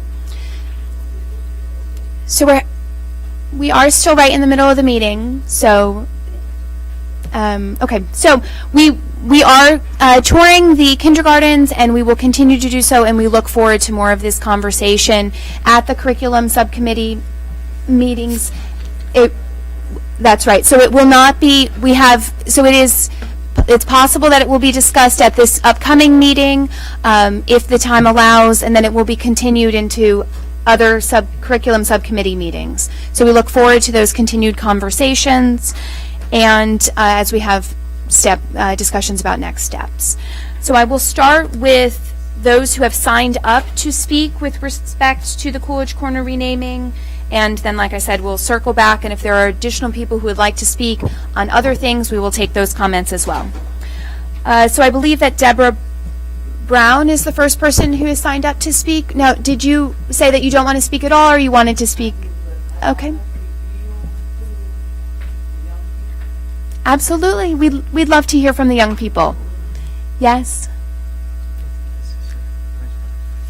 Great.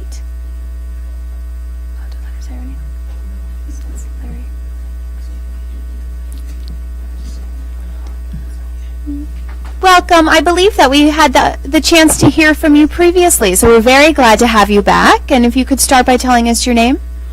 My name is Liv Clowder. I am a fourth grader on the renaming committee. And I just want to say that I've had an amazing time there, and I've been really proud of what me and all the people on the committee have been able to do, and I like the 4 names that have been chosen, and I'm happy for that.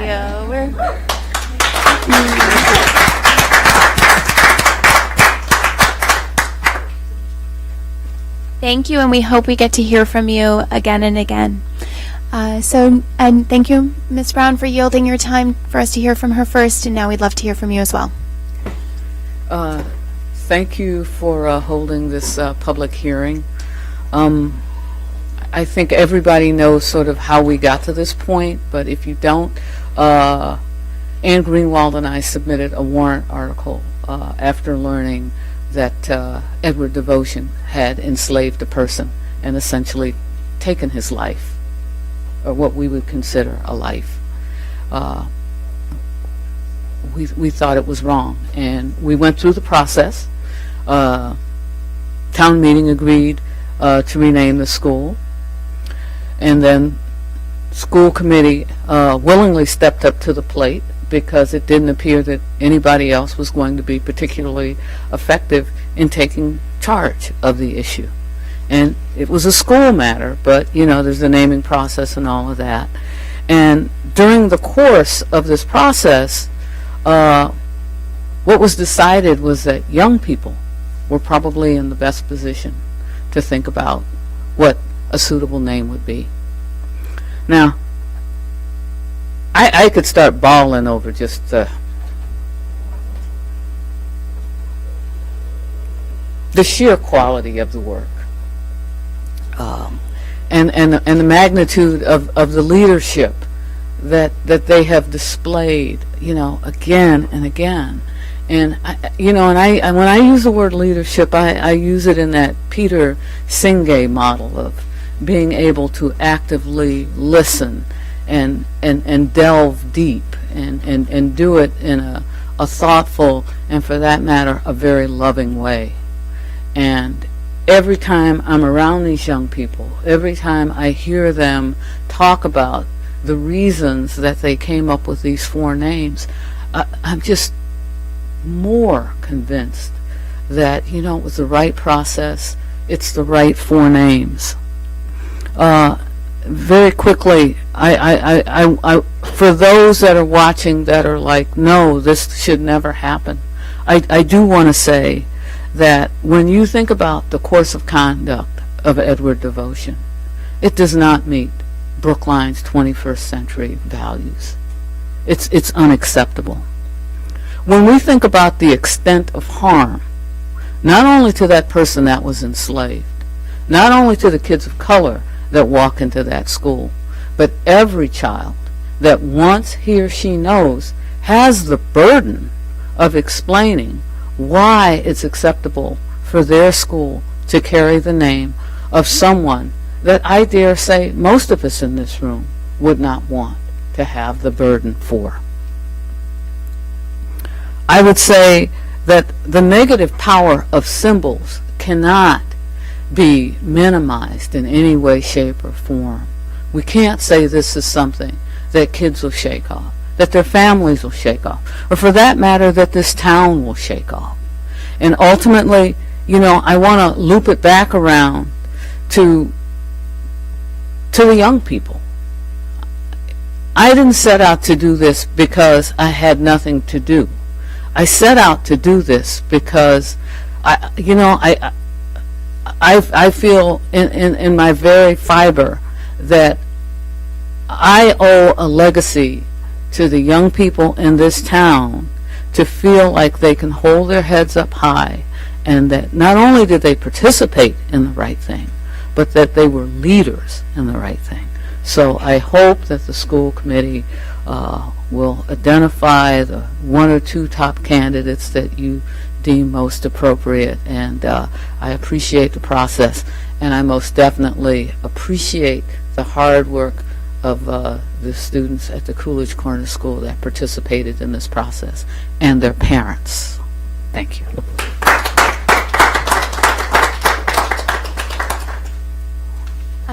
And then we have someone, Abby B. Is that someone who signed up on Coolidge Corner renaming? No? Okay. I'm not sure. Well,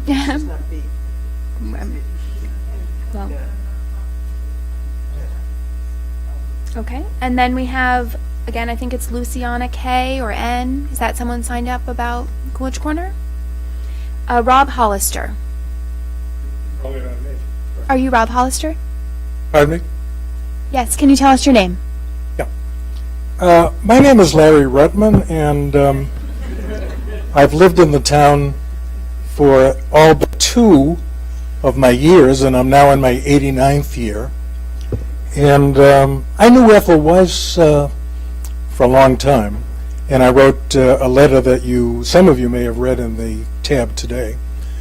But if I had to pick among the 4 candidates, I certainly would pick Roland Hayes, because although many of the others are great, great people, Roland Hayes lived in our town. He had to come to our town under a false name in order to find his home on Allerton Place. He's one of the world's great singers of the 20th century. I suppose you'd call me a fugitive from the 20th century, except that I'm lucky enough to be still very active at this age and intend to keep going as long as I can.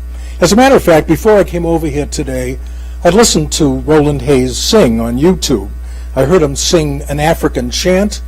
I heard him sing a Schubert song.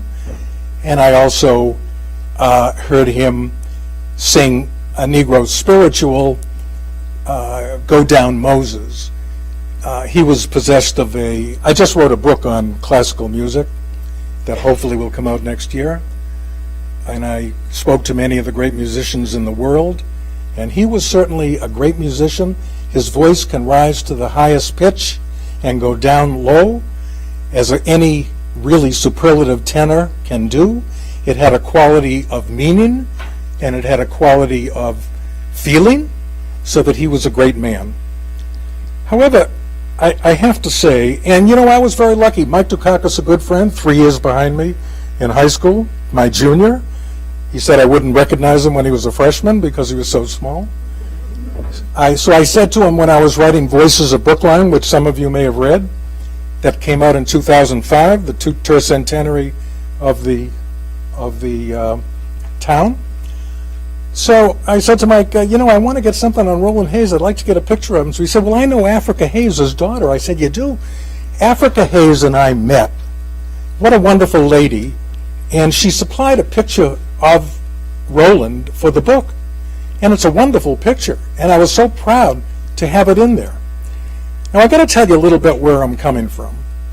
I don't like the idea of changing the name of the devotion school because I'm not willing to write George Washington and Thomas Jefferson out of our history any more than I'm willing to write Edward Devotion out of our history.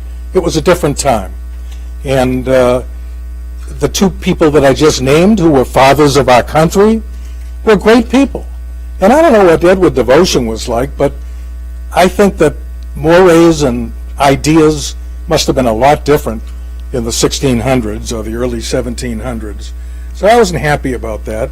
But I said to myself, well, they're going to choose somebody, and who would they choose except Ethel Weiss? I mean, my God, she's for half the time the devotion school has been there. She's been the life of devotion school. Who else would you choose? So I sort of divorced myself from the process. You might say, what am I doing here? Am I a Johnny-come-lately? Not so much. I just had trust that the right thing would be done. Well, the right thing is not being done. It's got nothing to do with black or white.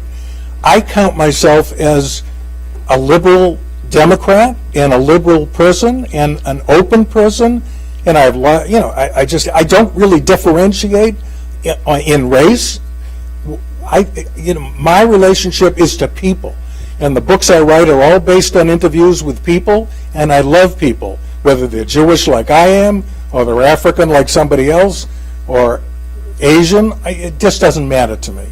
So that, except for the residue of an element of differentiation that exists in every one of us, which is something we grow up with. But it affects some people differently than others. I don't think you have to choose a black person to rename the devotion school. I mean, Roland Hayes in 2016, his house had a plaque on it. There's a music school over in Roxbury or someplace in Boston named after him.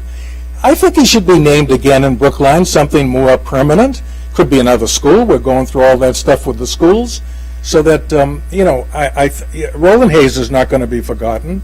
I wouldn't forget him. I'd be all for renaming a place for him. Even Roland Hayes, a man of the world, would probably, if he was here for me to talk to him, and I said, got to be Ethel Weiss, he'd probably say, yeah, Ethel, gee, I mean, who else could it be? Ethel Weiss was a special person. Let me tell you about my own relationship with her as I related it in the article today in the tab, which I wish you would read.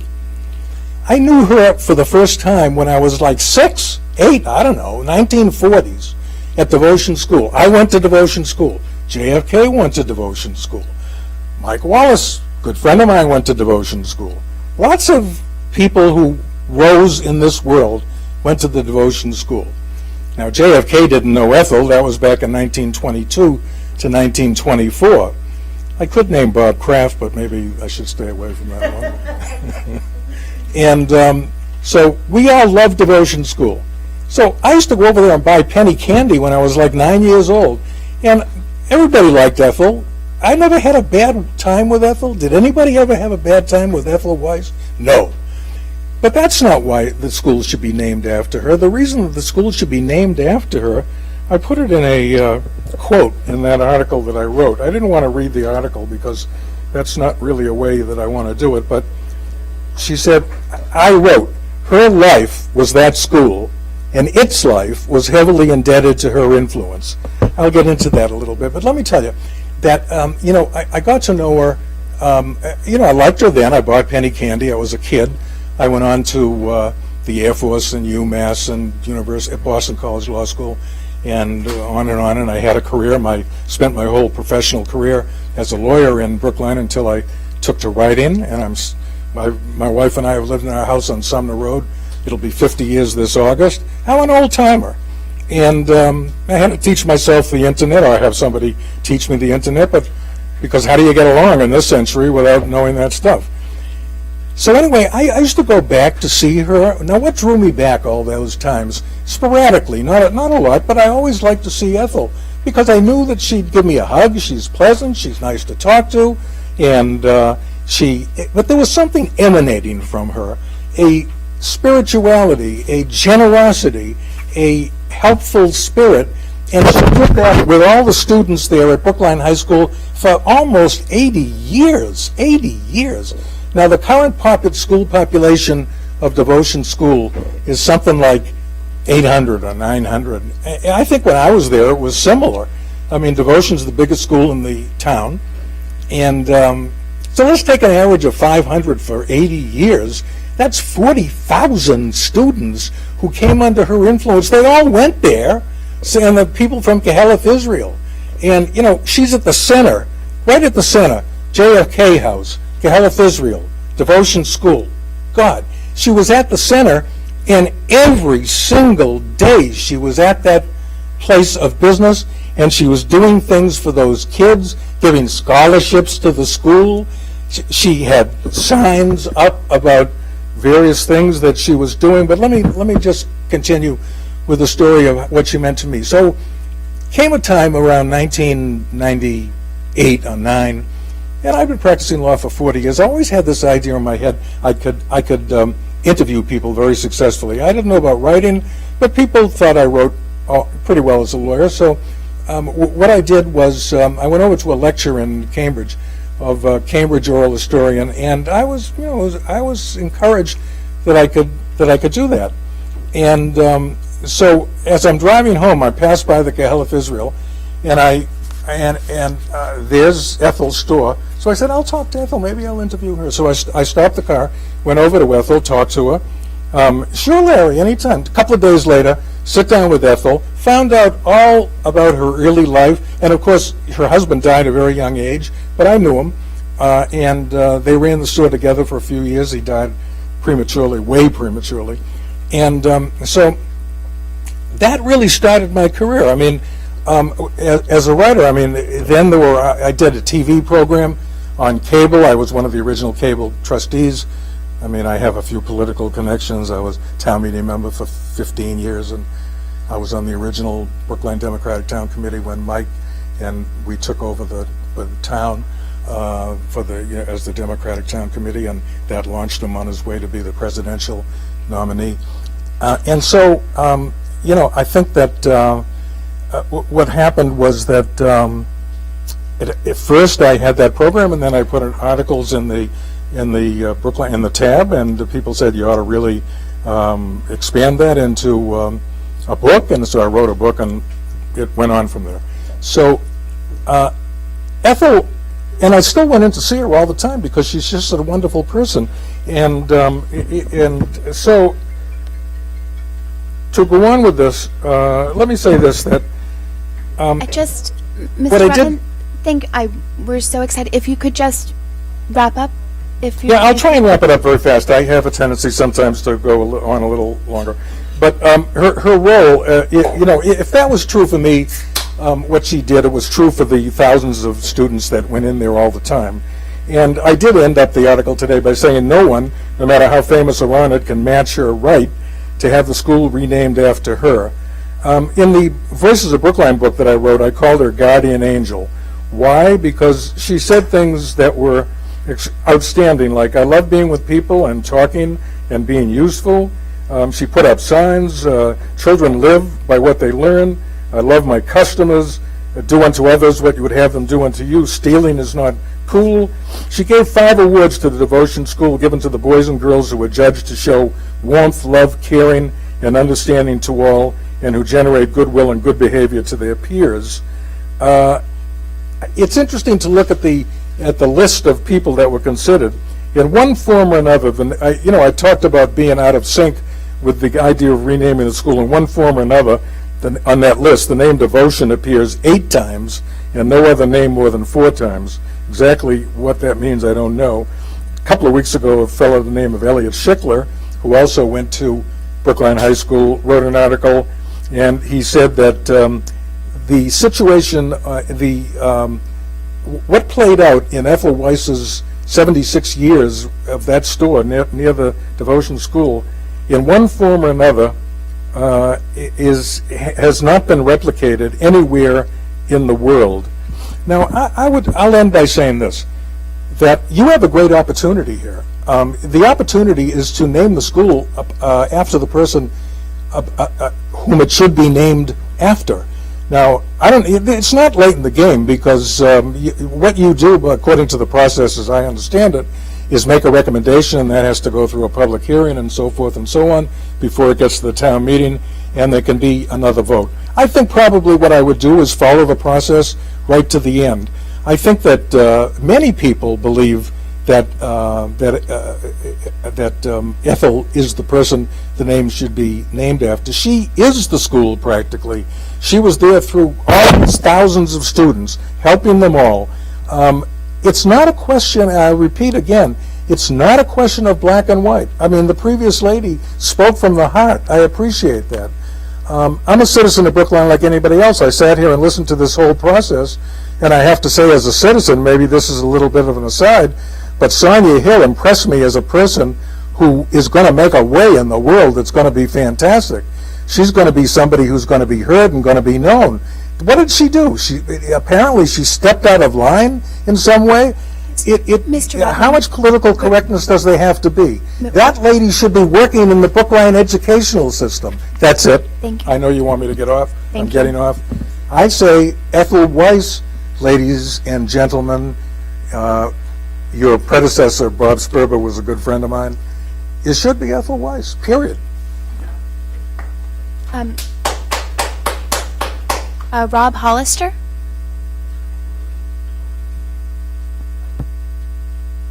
Good evening. Yes, my name's Rob Hollister. I live at 20 Copley Street in Brookline. I'm a lifelong teacher, a professor emeritus at Tufts University. My 2 daughters attended Devotion School. They're very pleased that the school is being renamed, and they had a wonderful experience at Devotion, as did their classmates. I wanted, as others have done, to start by just thanking you, all of you, for running such a thoughtful and impressive renaming process. When I had the opportunity to go to one of the renaming evenings at the school, I was just blown away, as you said earlier, Deborah, by the quality and thoroughness of the students' research and their presentations. And I wanted to express a special shout out to student Daniel Hernan, who was the advocate and the researcher for Ruth Batson, who's the option that I would like to support this evening. I knew Ruth Batson well. I worked closely with her. I came out tonight both because I think the decision that you're making is incredibly important, and I think you've got 4 marvelous finalists. But I came out tonight because Ruth had such a powerful, positive impact on me and my life and that of my family. And I was thinking, the nice website section that you've got on this process, the photograph of Ruth Batson says it all. She's dignified, she's warm, she's positive, she's confident. That photograph just exudes her leadership qualities. She's an incredibly distinguished leader, locally and nationally, in education and in civil rights. She was the first black member of the Democratic National Committee. And I could use up all of my time just reciting the long list of firsts that she achieved for women and for black citizens. She was an incredibly important figure in the desegregation of the Boston public schools. Not only a tireless advocate in that excruciating period, endless meetings, endless legal proceedings, but she really put her body on the line. One of the things that's not particularly well known is that she often rode the buses taking students from Roxbury to South Boston High School to observe and protect that dangerous process. I think there's an important Brookline-Boston connection. As Ms. Kaplan said earlier this evening, although Ruth Batson was a resident of Boston, as a co-founder and then ultimately director of METCO, she contributed powerfully and in a very positive way to the Brookline public schools. We all know the important mission of METCO. In my interactions with Ruth, I was always struck by how deeply she expressed and cared about the positive impacts of METCO on students living in Brookline and other suburbs as well as Boston. She played a huge role in the Eyes on the Prize PBS documentary series, and I'm sure you all have experienced that incredibly influential and award-winning documentary program. But what to me is important about the role that she played, working very closely with producer Henry Hampton in Eyes on the Prize, was not only was that she a key advisor to the production and a key person in really making the series happen, but she played an incredibly influential role in saying to that talented group of local filmmakers, this video material and all of the written material and interviews that fed into it is an absolutely incredible resource for teachers across the country. And she initiated and then organized many others of us, and that's how I got to know her. But the large number of people who worked on a task force on educational uses of Eyes on the Prize, and she led a national initiative to train and support teachers across the country to use Eyes on the Prize video and print materials to elevate the teaching of civil rights history. For my wife and me, it's always been a priority to expose our daughters to leaders that we admired. So we took Caitlin and Susanna, our daughters, 25 years ago to hear Ruth Batson speak. And Ruth gave a stirring talk on civil rights and on strategies for improving public education. And both of our daughters have vivid memories of that talk and then of speaking with Ms. Batson afterwards. And their daughters also enjoyed each year participating with us in making our annual family contribution to the Ruth Batson Educational Foundation that Ruth and her family and colleagues created, and that helped financially hundreds of students to attend college, and that group includes several graduates of Brookline High. As you consider this distinguished group of finalists, I think you've got a wonderful opportunity to honor a woman, a wonderful opportunity to honor a person of color, groups whose contributions have been ignored in the telling of our history locally and nationally. If you decide, if the decision ultimately is made to name the Coolidge Corner school for Ruth Batson, it would honor a influential leader in education and civil rights. It would also support the leadership of Brookline in educating students in our town and also in the broader Boston area.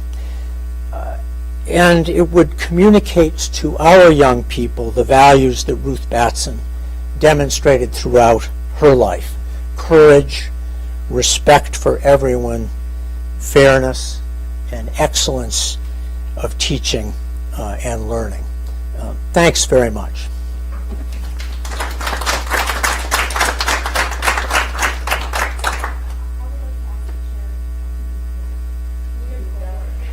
Yes. Yes. If that's yes, it is all right. Absolutely. We'd love to hear from you.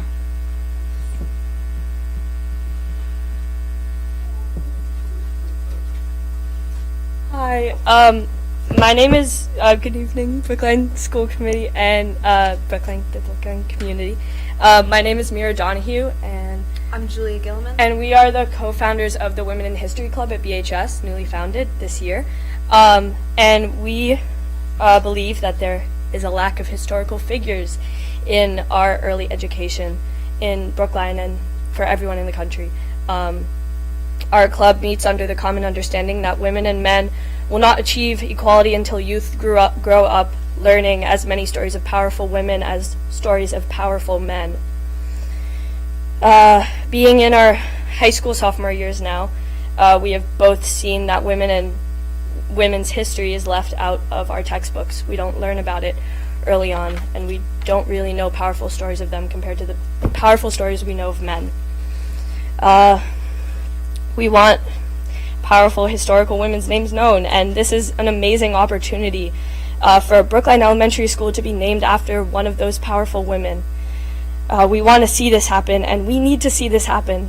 Please, there is one school named after a woman out of the 8 schools in our public education. We spent our time as a club this week researching all 4 of the candidates, and we are especially drawn to Ruth Batson as well. She was involved in the program of busing for desegregation in the 1970s, and that's a leading program in our schools now, which is METCO. She's an influential leader in Brookline and civil rights, and we would really like to see powerful woman, Ruth Batson, named after the school. We want to see both young boys and young girls have people in history to look up to. Since women, especially women of color, are very underrepresented in our history textbooks. Changing the books will take a long time, but we can fix this issue now. Naming the Coolidge Corner School after Ruth Batson will celebrate the history and identity of many kids whose identity is largely ignored in our schools. So please consider Ruth Batson. Thank you.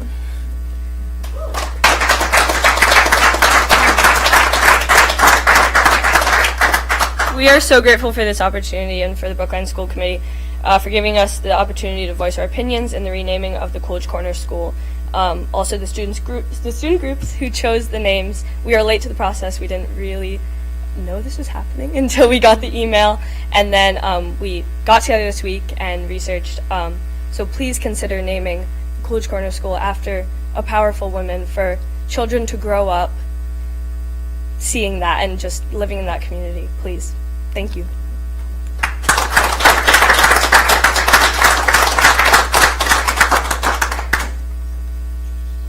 Hi, Joyce Jeswicki.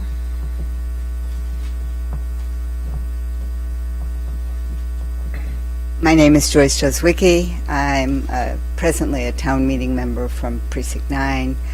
I was on the school committee for 9 years.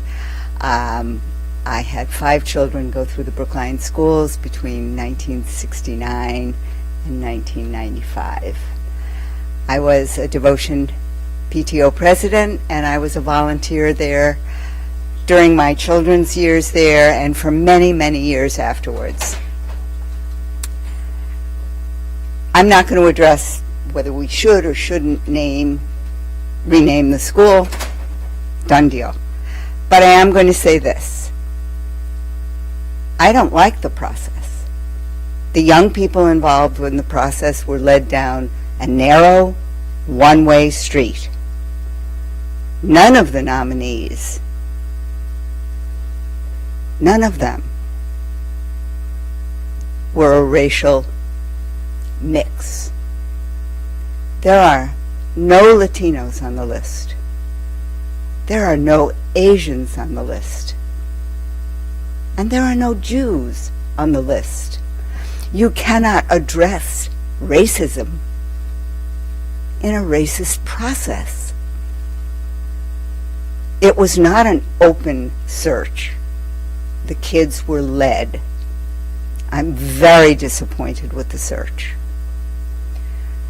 At this point, whatever, I would love to see Ethel Weiss be honored. I will tell you a story about her, and it's not about one of my 5 children.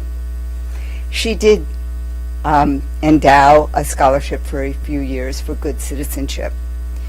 And the first year she endowed it, my daughter got it. But the boy who got it, big deal. But the boy who got it was a special ed child who lived in Egmont. He had an IQ of about 85. Nobody had high hopes for him. Receiving that award changed his life. He graduated, not certificate of completion, he graduated from Brookline High. He went to Johnson & Wales, and he is now a manager at Stop & Shop, married with 2 children. And he will tell you, if you ask him, that it was what Ethel Weiss did, not just with the award he won, but they'd go in on the way to school or on the way home from school. They had to show their lunch money before she would let them buy anything. She affected thousands of children in ways we can't imagine. If a child stole from her, she would address it with them. But they walked away with the candy. And they never did it again. So I would love to see her at least considered, at least be on the list. But the reality is, there is no perfect person in the world. People we admire, people we honor, all through history, are flawed. Good people can have flaws. So as far as I'm concerned, why open another Pandora's box? I don't even want it called the Coolidge Corner School. Coolidge had its own baggage. Name it the Corner School. Safe. Done.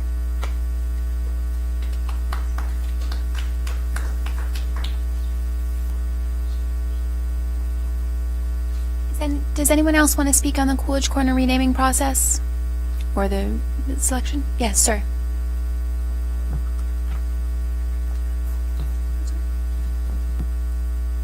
To speak, but I was moved by the last speaker. My name is Vitaly Vexler. I live on Kenwood Street, and my son is a 3rd grader at Coolidge Corner School. And I feel that some people were given a chance to participate in this process, and some people didn't have any chance. We feel there are many people that learned about this renaming only when we received Mr. Bott's message congratulating us that the school would be renamed. And I felt that it could have been an issue for a Brookline-wide election for all 36,000 voters that we have here, and not just 171 to 19 or less than 200 people who decided to rename the school. I come from the USSR. I grew up there, St. Petersburg was a city that was a capital, and when the communists came to power, they couldn't live with this because Peter the Great, even though he modernized Russia, he was tough to the serfs, Russian form of slaves. And they imposed with the same 0.5% of vote, this decision to rename St. Petersburg to Leningrad. The first decision that was made after the communism fell, it was to rename it back. So I think in order to have some legitimacy, we all have different views, and I understand this, and I understand your view, and we have this, we need to have a process when all people are involved. Because right now, 15 kids plus 2 embedded adults or 5 embedded adults with them, they made a decision to select from 119 candidates. It has this legitimacy of 15 kids plus 5 adults with their strong views. So, this name, the process is flawed. What I would have done, I would have added Mr. Devotion's name and 119 other names, and would allow all citizens of Brookline to vote. All 36, put it for a vote, like we had an election recently. And,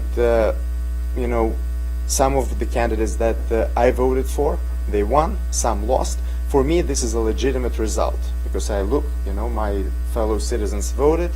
I have strong opinions, they have strong opinions, they prevailed, I prevailed somewhere else. So that would have been my process. Right now it's 19 people or 200 people, I don't know. It's a very small number of people that were allowed to vote on this. And that's my kind of my 2 cents. And if it's possible to do something to include us all, it would be very good. Thank you so much.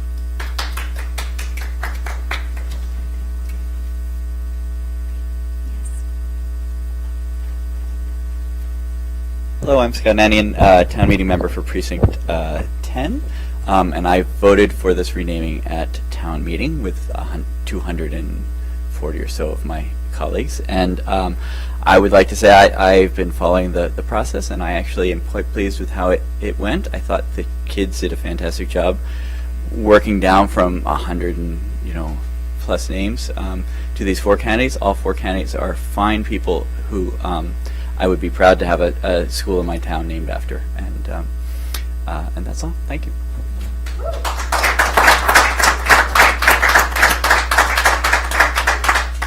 Would anyone else like to speak on the Coolidge Corner renaming?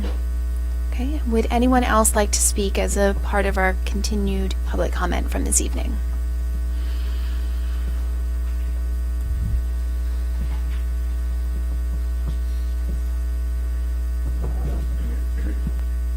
Hi, I'm Abby Rudman. I taught in Brookline for 40 years. I'm going to try one more time.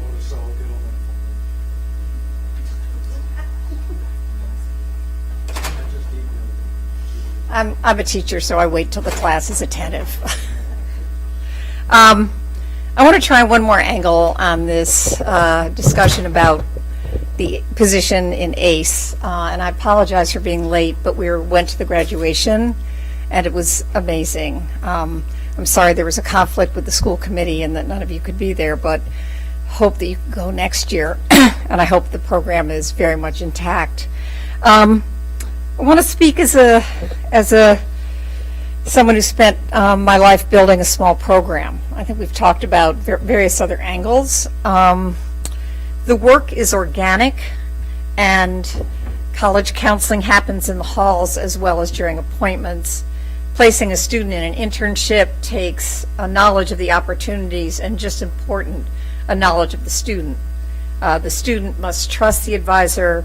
A stranger cannot do it. Most ACE kids, I think you'd agree, haven't landed well in the main school. That's why they're in ACE.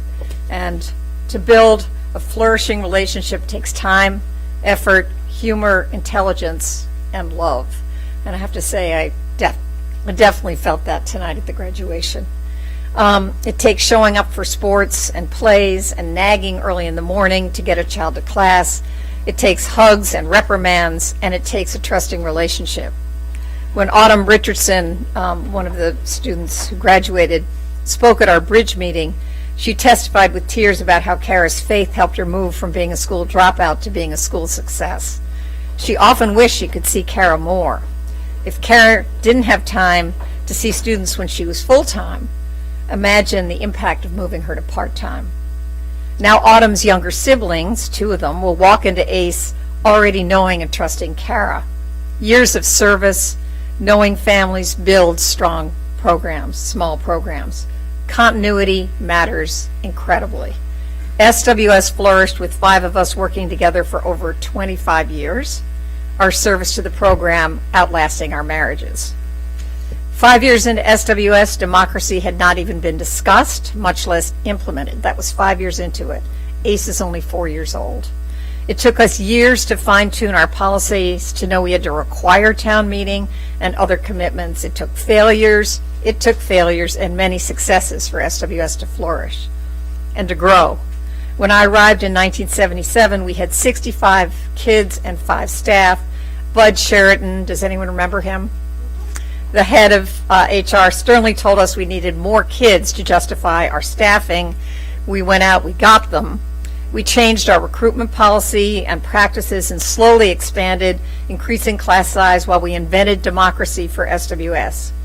ACE wants to grow and can by adding 9th graders. In my mind, ACE is way farther along than SWS at 5 years. Do they have issues? Of course.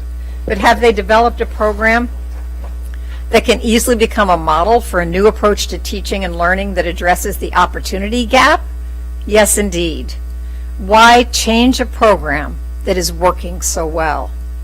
I write with awe and admiration for everything ACE has done so far, and their journey has just begun. ACE graduating class of 2019, 83% applied to a 4-year college, 86% of those were accepted, and 61% are going to a 4-year college. Their journey has just begun. Were you to cut SWS, there'd be an uproar in town. I think you agree. Creating an uproar is less natural to many of the families in ACE. Bridge and many others are roaring in their defense. Please hear us. Please support this program and reinstate the position. Thank you.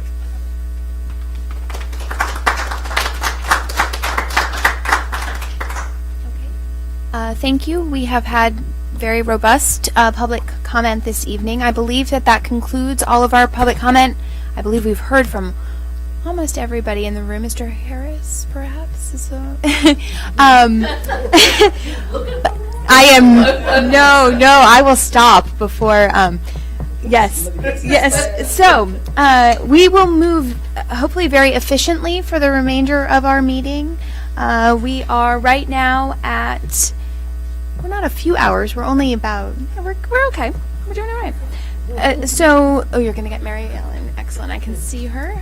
So we're going to have a presentation and possible vote on the FY 2020 Public Schools of Brookline student fines, fees, and charges, including the FY 2020 meal charges.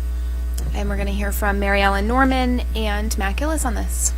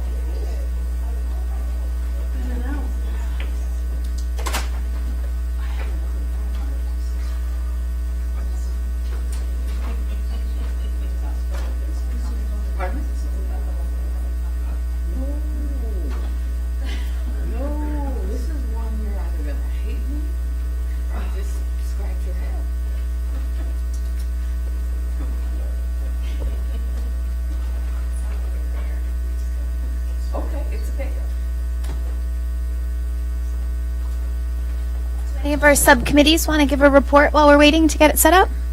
We're going to move us along. Yes, Ms. Scotto.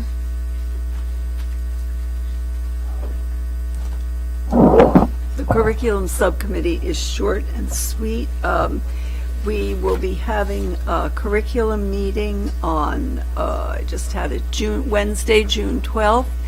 Our agenda will, now after I've started it, I can't remember it. This is A what math happened. program review Right, and the this- exit that's interviews. exactly it. The math program review, we will start that.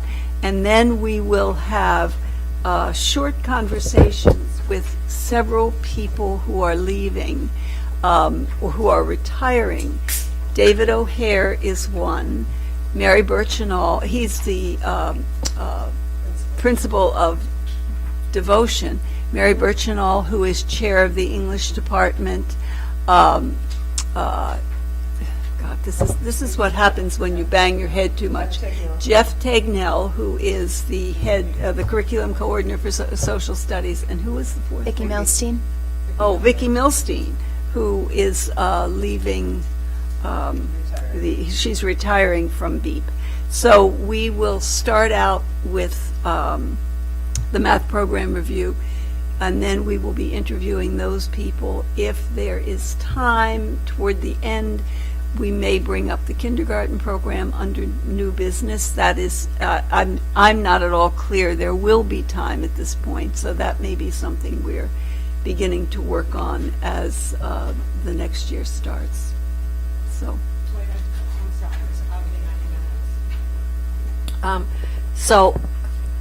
So you're suggesting we may not review what we learned on our kindergarten tours until September?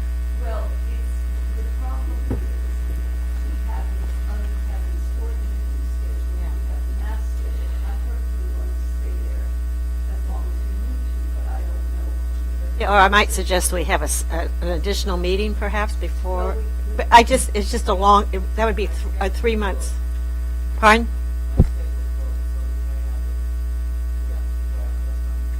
Well, I just would hate to go 3 months. But we haven't had a debrief. We haven't had the debrief that we would then present to the entire committee, and that's a little bit of what I'm concerned about. Well, I don't know that we're ready to present just based on the,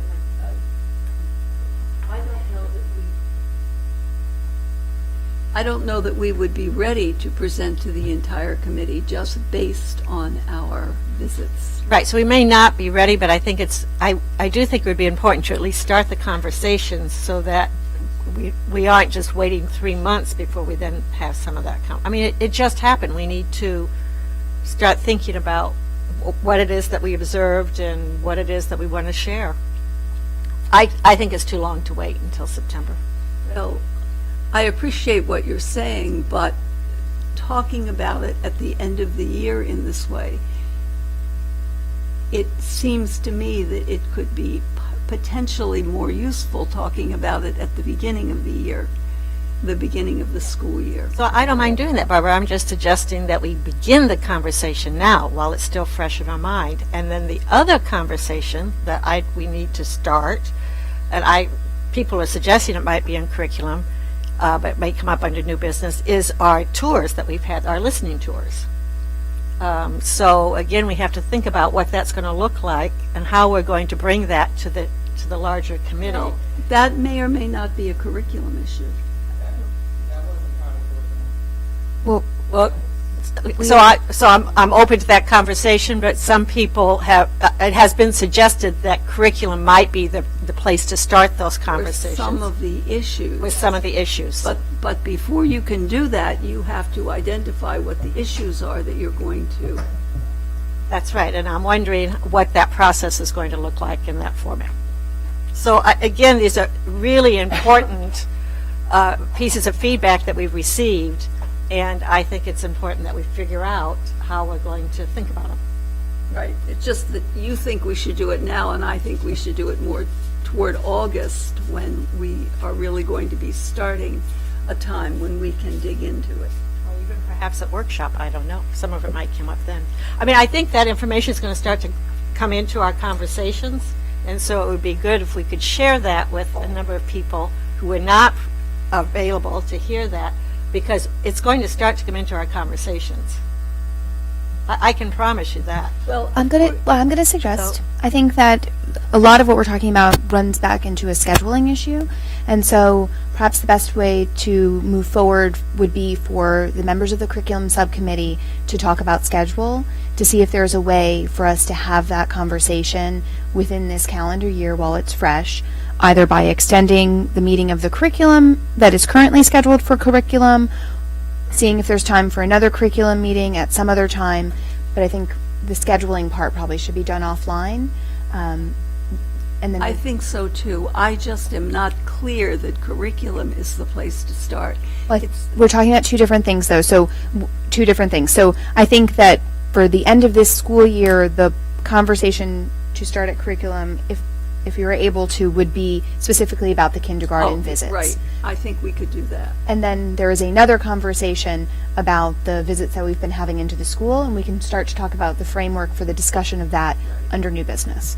So if that's good on curriculum, do you have thoughts on the curriculum? I have one quick thought, because I will not be able to, the meeting, we're starting at 8:30, and I have a hard stop at 10 because we're going to be speaking with MSBA. So I'm wondering if we could tack an extra half hour on and start at 8 that morning. And then maybe we would have enough time to deal with some of the other possibilities.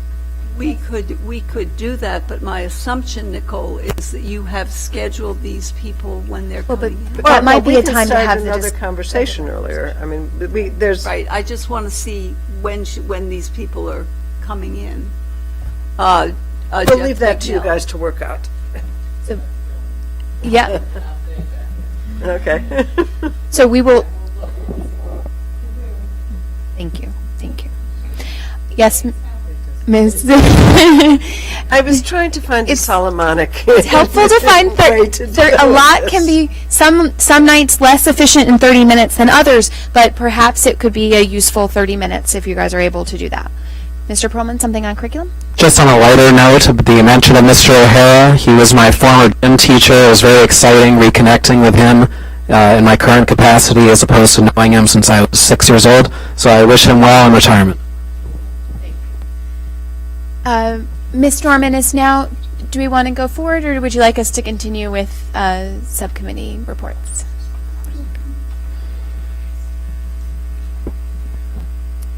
So the the agenda item is around approving student fees, fines, and charges for the FY 20 fiscal year. Provided for you at your table is a memo regarding 3 motions that I would like the committee to take. One is that the school committee approves and authorizes the collection of all fees that were proposed as part of page 2. The second motion is one that is similar, but it is all the ones that have to do with a larger table. Some are changing, some are not, and you have a blue sheet at your table which shows you only the ones that are actually changing. But since none of the fees have actually been voted as part of my tenure here, the request is that those also be included in that motion, but specifically for the blue page at your table tells you which ones are actually changing. And the third motion is to actually create the revolving fund for career and tech education course fees. And that's a new fee for career and tech ed for their culinary program to cover the cost of food, as that has been increasing and having an impact on their operating budget. And it's similar to the materials fee, and that means the supply fee, maybe, to just use a different word, the supply fee for fine arts. So with that, I would request if there are any questions or the motions to be moved.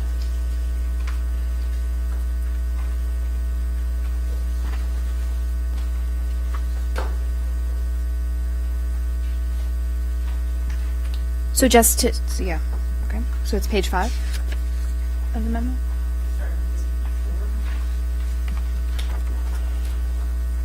So the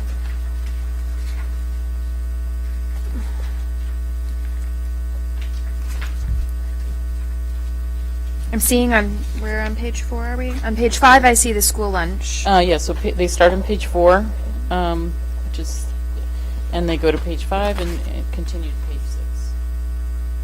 So, for example, on page for the summer school program, there's no change in the fee. There's a proposal to eliminate the fee being charged. There is materials fee, which is the tuition, and the international. Page 5, we start with the international student. The BEEP tuition, you actually approved the 4% increase at a prior meeting. School lunch is part of the discussion for this evening, and career and tech ed is the last fee. So we just summarized those for you on the blue sheet just to make that, because the table crossed in your packet. Of course, Ms. Monopoly. So just to clarify, there have been no changes since this was at subcommittee, right? No. These documents are the same? No, same. So one question on school lunch price increase. I thought we didn't end up at 25 cents. So that is that would need to be amended. I don't know, I wasn't quite clear where that ended, so my understanding was that would be proposed, that the alternate fee that was discussed would be proposed at this meeting by a member of the committee. Well, I'm not so when it went out of, I'm not sure why it's still 25 cents here when what went out of finance was a different number. That's my question.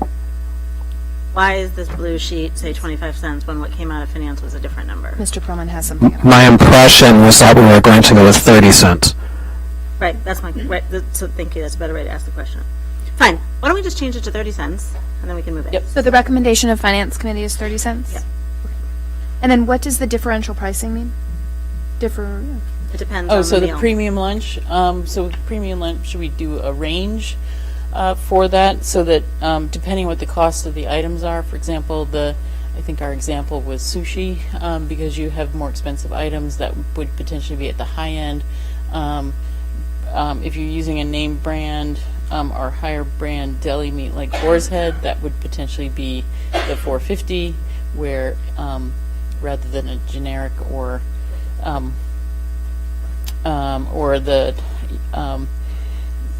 the USDA provided foods would be part of the main meal. Do we have that at the K-8 schools as well, or those are just at the high school? We're actually proposing that we have those at K-8 for next year as part of our revision and increasing our opportunities for kids, so for example, we were testing Red's Best fresh fish. Okay. So that potentially would be a premium meal. And again, I want to just repeat this and early and often, is that free and reduced lunch students will be able to purchase a premium meal at the free and reduced lunch price. So they are not excluded from that. And one of the other parts is to also make sure that we actually offer those premium items as a meal, as a full meal, rather than a la carte, which was a practice that was in the district when I arrived, which totally excluded our free and reduced lunch students from actually expanding their palate and knowing and understanding sort of alternate food options. Okay. I also want to point out that summer lunch is here for $4 as an increase. That's a $60,000 hit or deficit against the account. At least it was for last summer. It's not a break-even proposition, but it is offered as a support to the the ESY and recreation and school district summer programs. So just so I'm understanding the chart correctly, when it says break even, so at $4, $4 that will would be the break break even? even. Yes. Okay. So are there any questions about what's being proposed? Any comments? Would someone perhaps from finance like to make a motion? Sure, I'm happy to move. So do we need to do this individually? No. We Just- just need just to make blue the sheet? move, just need to move that the adjustment with school lunch being at 30 cents. Okay, so basically the so I will move what's on the blue sheet with the exception of it being increased by 30 cents, not 25 cents. Mr. Perlman, any further discussion? All those in favor? All right, and there we have it. Just the only other thing is there are a couple of other items that are not on here that we didn't finish the discussion on, so presumably we'll finish the discussion on those in the next meeting.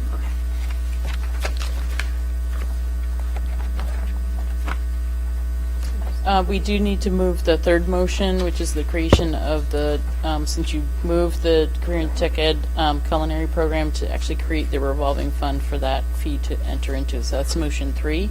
Yep, Ms. Monopoly is making the motion. Anyone have a second? Mrs. Scotto. Right, any discussion on that? The only discussion on revolving funds is that we had decided maybe over the course of the summer when things take a breather to actually just look across all of our revolving funds to understand what needs to be a revolving fund and what doesn't, so that we don't end up voting them piecemeal. It was clear that this one had to get voted right now for some reason, so we'll go ahead with it, but I think these need to be in the context of what needs to be a revolving fund and our general approach, and then specifically how we account for them. All right, all those in favor? All right, and now we have an update on the food service director search. So we have completed, and we're currently in negotiations. HR is currently in negotiations with a candidate to be our internal or in-district or self-op food service director. And hopefully by the end of or the middle of next week that will be resolved, and the contract will be signed, and the superintendent will make the appointment and be able to make an announcement as to who that individual is. We've also posted for the assistant director of food service that vacancy. We've started that process as well, and we are working on sort of being as ready as possible for July 1 and then ultimately the opening day of school in September, with bringing the program back in-house. So there's quite a bit of work to do with that. And I can cover the sort of what some of the changes are that we've made under this change, which has been provided to the committee at your table. So we've instituted, as you are aware, the advisory committee that will continue under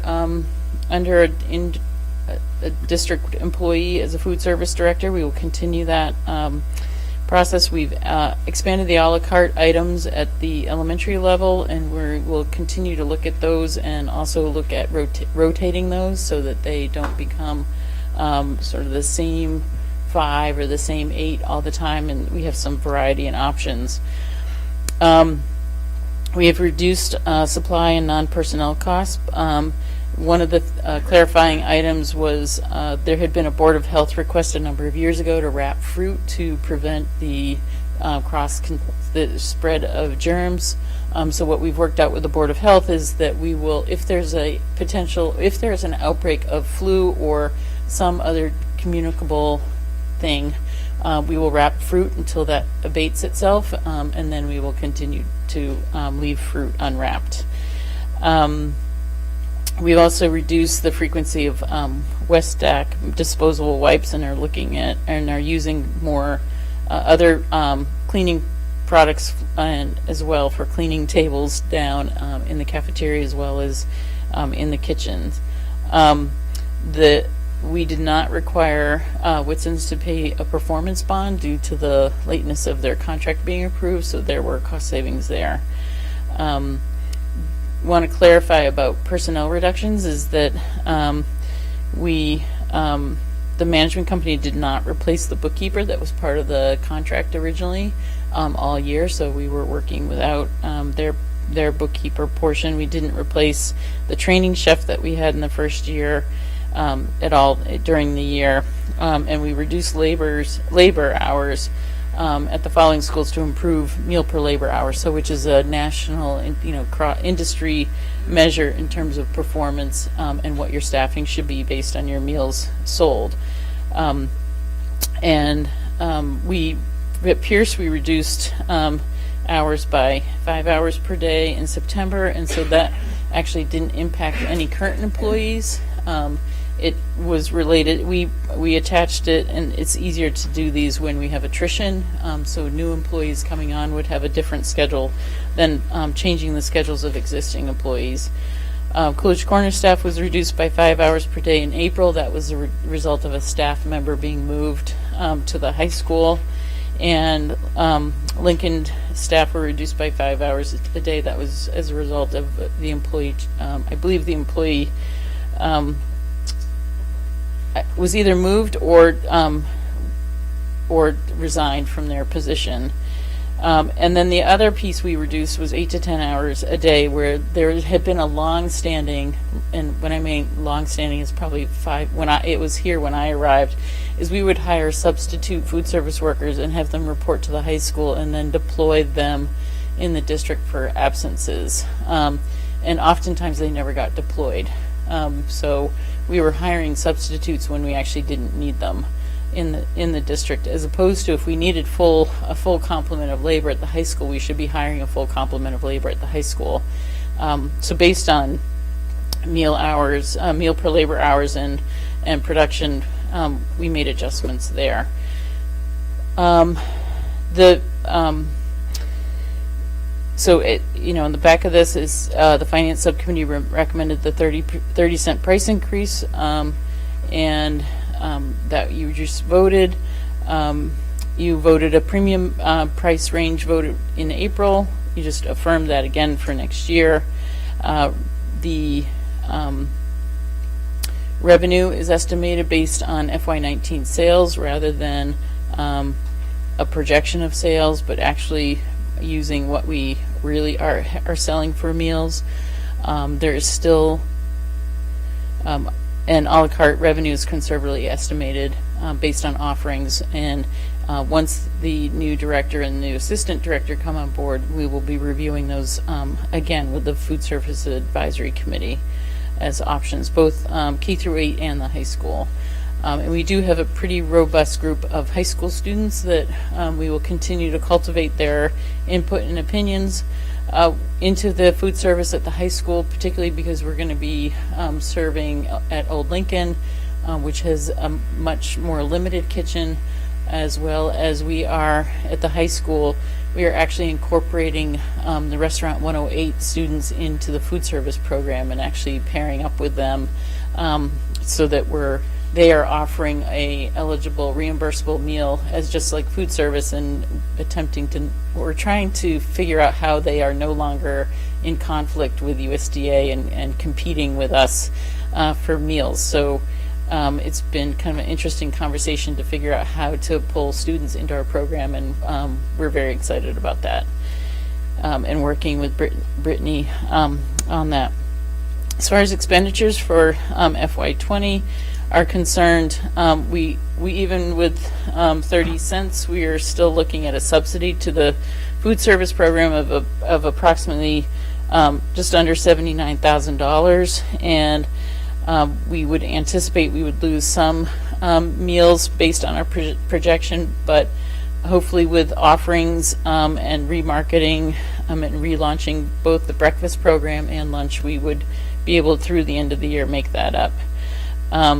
We did have an RFP. 4 companies attended a walkthrough. None of them actually submitted a bid, and we had a variety of individuals involved in reviewing the RFP. We also, in terms of the interview process, we invited members of the Food Service Advisory Committee to participate in the interview of candidates. Suzanne Federspiel, the school committee member, joined us with all the interviews, as well as Ed Clancy, our custodial supervisor, myself, Matt Gillis, Jill Lawrence from HR, and I'm blanking on one more, Tricia Laham, our lead nurse. So we were able to put that group together for the interviews. We are likely going to squeak right under the $92,000 subsidy for this year. We've been providing a variety of different financial reports and working with Whitson's on how and where we can reduce and shave some of our costs in terms of purchasing and the like. So Matt will have a report for you probably in July at your workshop to let you know kind of how we ended the year. We are, what's not on Matt's memo that I've been working on, at some point between now and August, I'm hoping that we will be able to secure a company to do delinquent collections for all of our fees. Not only school lunch fees, but all of our field trip and high school fees and obligations that have happened, and been working with Gina Franconi, the town finance director, on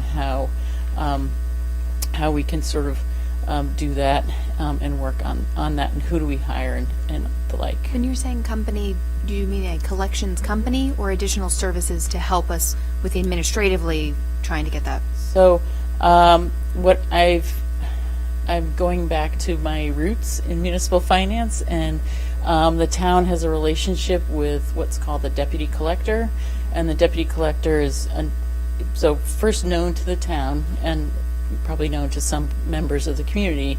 That deputy collector is generally an individual who's been contracted by the town to collect delinquent excise tax, delinquent personal property taxes, and the like, and they are now starting to branch out into school fees. So they have a history of sort of they're not they're set fees. Some of those fees get set by statute, set by sort of regulation. They are not the type of the particular collection deputy collector I used as a treasurer in Sudbury when I was there. So their style and their approach is not the collection agency that all of us jump to conclusion. They know, and so I'm trying to set meetings up with them, and what is it that they're doing, how would they do it, when would they do it. I haven't heard, the last time I heard anything on this particular issue, my understanding was that we didn't have, that this was the notice, the friendly reminder of, Mr. Perlman, you haven't paid for lunch for a couple weeks, you have an outstanding balance of $135, that we weren't doing a very good job of getting those friendly reminders out. Those are out. Those we now have, so Matt instituted 4 notices from that time we had that last conversation. I just sent a 5th notice, and on next week the 5th notice just went to the seniors in advance of graduation and getting their cap and gown. We will be sending out next week. We will be organizing sending out a letter from me for balance due notices for grades pre-K through 11. And the deputy collector we probably will not use until we have sort of exhausted all of those, and probably start with sort of the largest balances first, as opposed to like turning it all over. Graduations, so 8th graders, we have an opportunity. We do something similar with 8th graders at because they have a graduation of sorts at the end of school, but I decided we should be doing, and we're looking at a process whereby once the certain number of letters go out, when does my letter go out, how many do I send? So it'll probably be 2. One is, by the way, I just got this notice that you owe us X amount of money, please make payment, here's a financial assistance application if this is the reason. Then the second notice would be, after they don't respond, the second notice would be, we're turning you over to these individuals. This is the additional fees that will be charged to you because you haven't responded, and you're no longer eligible for financial assistance, kind of thing. So we're working on what those would be, and hopefully we'll have, once we know how we're handling kind of the external collections point, we'll run through the whole process of what letters, what the sample letters look like, and we'll have completed that process and have some formality to it. I have a couple questions. One, what does a firm like that charge to do that work? So that's one of my questions. So in terms of what they do charge for school fees, that's actually one of my questions. Because collection firms usually charge a percentage of what. So deputy collectors, generally it's a flat fee. Used to be $5. I think it's probably more than that. They would keep that. There's an interest fee that the town gets, and then there's a flat fee that they would get per bill upon collection. And have we tried having, the good old-fashioned pick up a phone and call people? Yes, so food service has done that. And where we are now with accounts are people who for 4 years have ignored us. Okay. Even with phone calls, even with letters. Are we talking 10, 20, 100? No, we're talking 200, 500, 1,000. So the people that owe us under, $5. Not the amounts. How many people? What is the universe? I think it's 100,000. It's the 100. It's over $100,000 that we're owed just in food service. And I'll get you universe the of data. people who owe this is 50? No, a little more than that. I don't know. I'm just asking. Last time I did this, it was probably over 200 families. The culture of non-payment is pretty rampant. And I wonder, I think that's where I was kind of going for. The last time we had this discussion, perhaps at finance, it seemed like there were a number of things that we could do and perhaps those have been tried, those sorts of things have been tried, but even to the extent of, sending out something to all of the PTOs that are like, by the way, did you know that there is $100,000 of outstanding fees?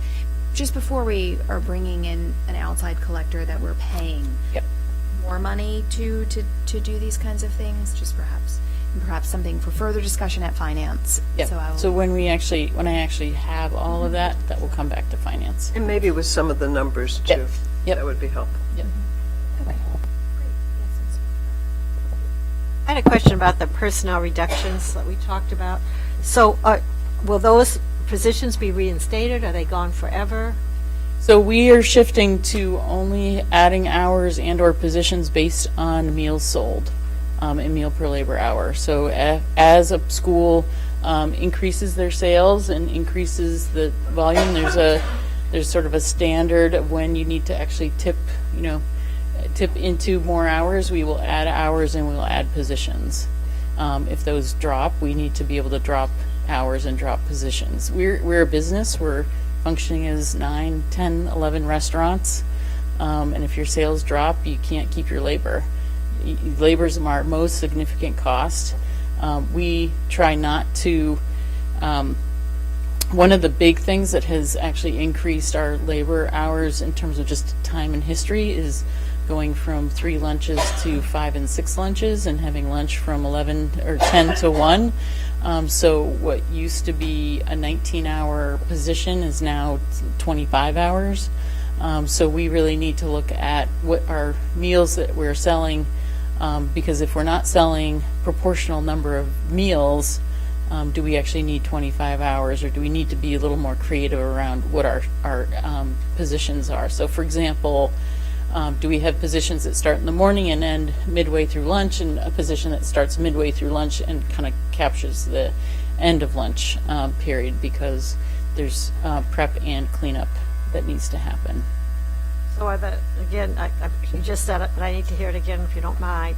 The meals per labor hour or the positions is dependent on the number of meals that they sell or the amount of money that they bring Meals. in? Meals.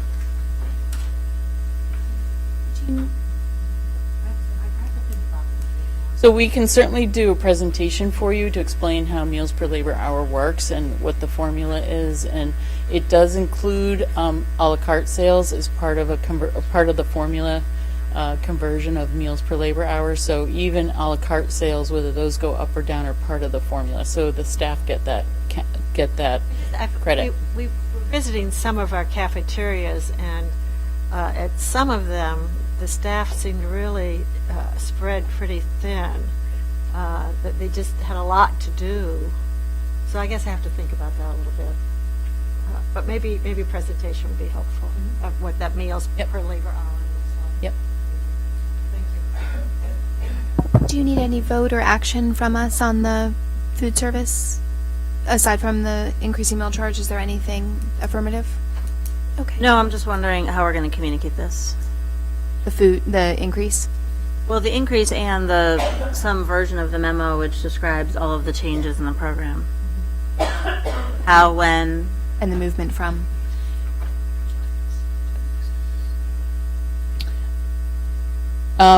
So now that this committee has voted, the fee will, Matt and I will craft a notice and a public, a memo out to families, work with Ben in terms of what that needs to look like and format that. So that goes out shortly because a notice needs to go out before the end of the school year.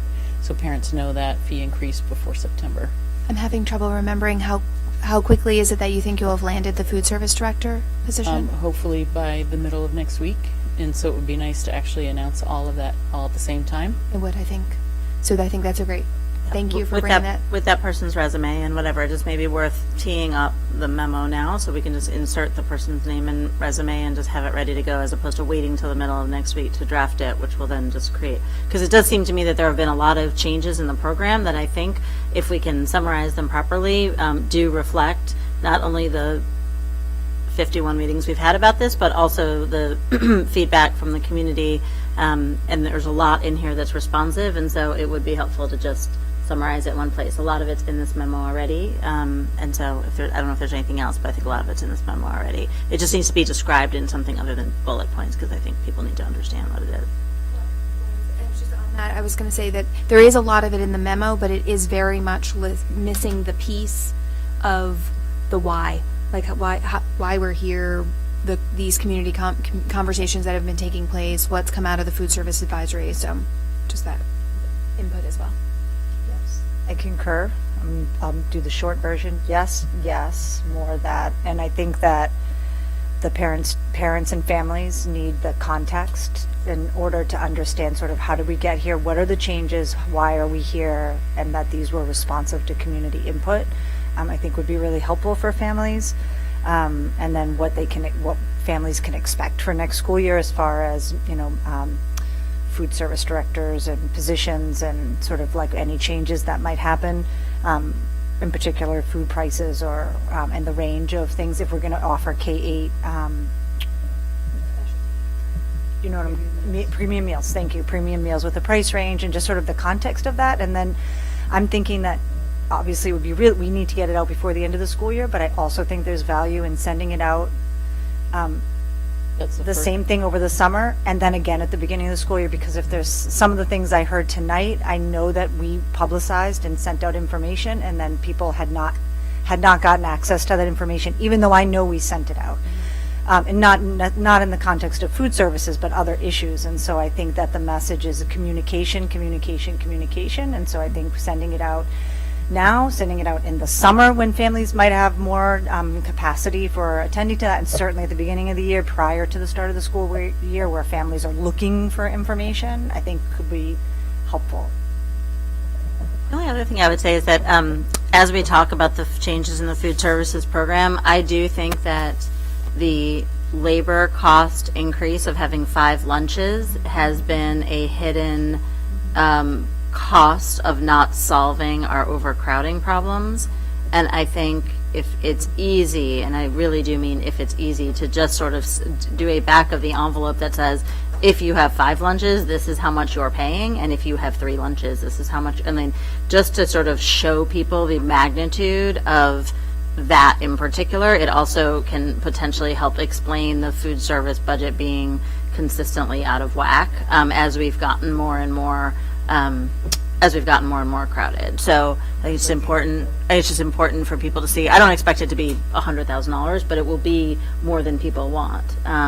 in addition, I think it's important when we do craft this memo to explain, however we explain the personnel pieces, just to explain that they didn't, the layoff piece, that how reductions happen. Did it through attrition and. But it doesn't say that on the piece of paper. That's all I'm saying. Just you said it verbally, which was very helpful. As we're crafting an email that needs to stand on its own, and we're fleshing out those bullet points, I think that's just important to add. Just to add on to that, I think it's an important distinction that we didn't change any hours of current employees. These were not layoffs of positions, correct? Right. So I just think that that's helpful, because when people see a loss of hours, sometimes people assume that that's because we cut current employees as opposed to people leaving. Although we still are reducing the number of hours, and I think that's why it might be helpful to have a presentation on meals per hour, so that we can understand why these decisions are being made. So one of the things that we've been doing with the food service managers is actually giving them their meals per labor hour. Gus and Matt did some training with the managers and to help them know and understand what that is and kind of how that can change. And so that's been very helpful to them. So they've been able to see some of them, that it's been creeping up as their meals have been creeping up. And so Gus has been responsive to that, and checking in with them about pressure point, to Suzanne's point about, are they spread thin, are they not spread thin. Skills and training is going to be a major focus for next year. Is skill building and training for our staff is a major focus that we need to have, because I think that is contributing to some of their stress in the operations of the kitchen. So, and that's just something we need to do. It's not any comment on the employees. It's something that we, as the district and management, need to make sure that our employees are skilled and keep their skills, improve them as necessary. So, looking forward to next year. Oh, thank you. We appreciate it.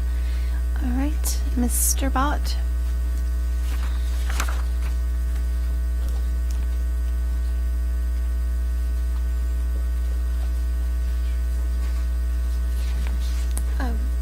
Robin, could you do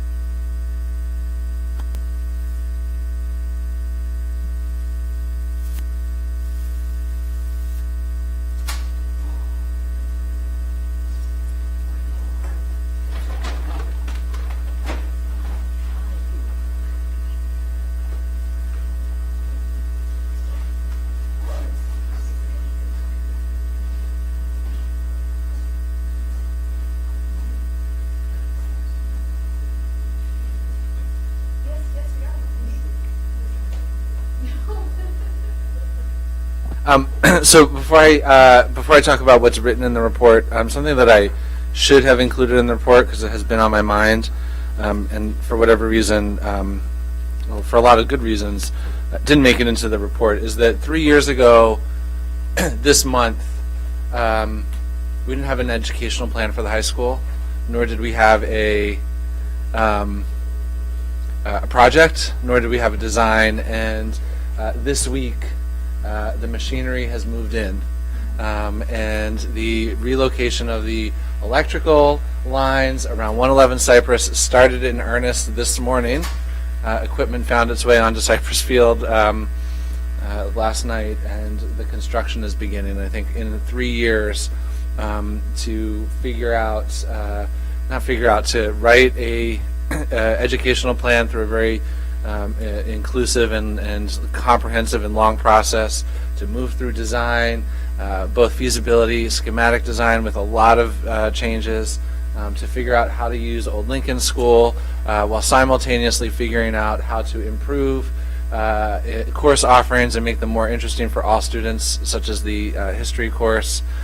It's pretty remarkable. It's a pretty remarkable feat that has happened, and while I'm incredibly nervous about the machinery actually starting to dig and all that that's going to bring, I just think it's worth noting that there's an incredible team of people, hundreds of people, who've made that possible. And while it may seem like it has taken a long time, I think to get from no ed plan to fences going up in 3 years' time is really it is quite an accomplishment on the part of countless educators, elected officials, citizens, and the entire town. So I will be sure to capture that in my next superintendent's report. It's been on my mind, but I wanted to say it tonight because really on Monday morning, the trenches start getting dug to move around the Tappan wing to start relocating utilities. So it's happening. We're there. So I want to say one thing. I agree with you. It's taken the whole village to build this school. However, without the work of you and Ms. Ditkoff, and especially Ms. Ditkoff, who had a vision, both of you had a vision and wanted to get it done in a certain time period and made it happen. That doesn't always happen here. And I think we have to take time to really acknowledge that.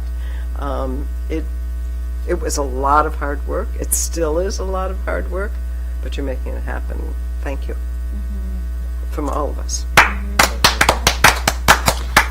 And to not only making it happen, but making it happen while balancing so many other responsibilities at the same time. And so, I mean, I think that this, and especially to Ms. Ditkoff, who is continuing to serve as the co-chair of the high school building committee, you know, as a volunteer, doing that job along with everything else that you're doing, that job that you are actually doing and the amount of time that you are actually putting into just that alone is a full-time job. And so, you know, thank you from all of us who know how much time you are putting into it.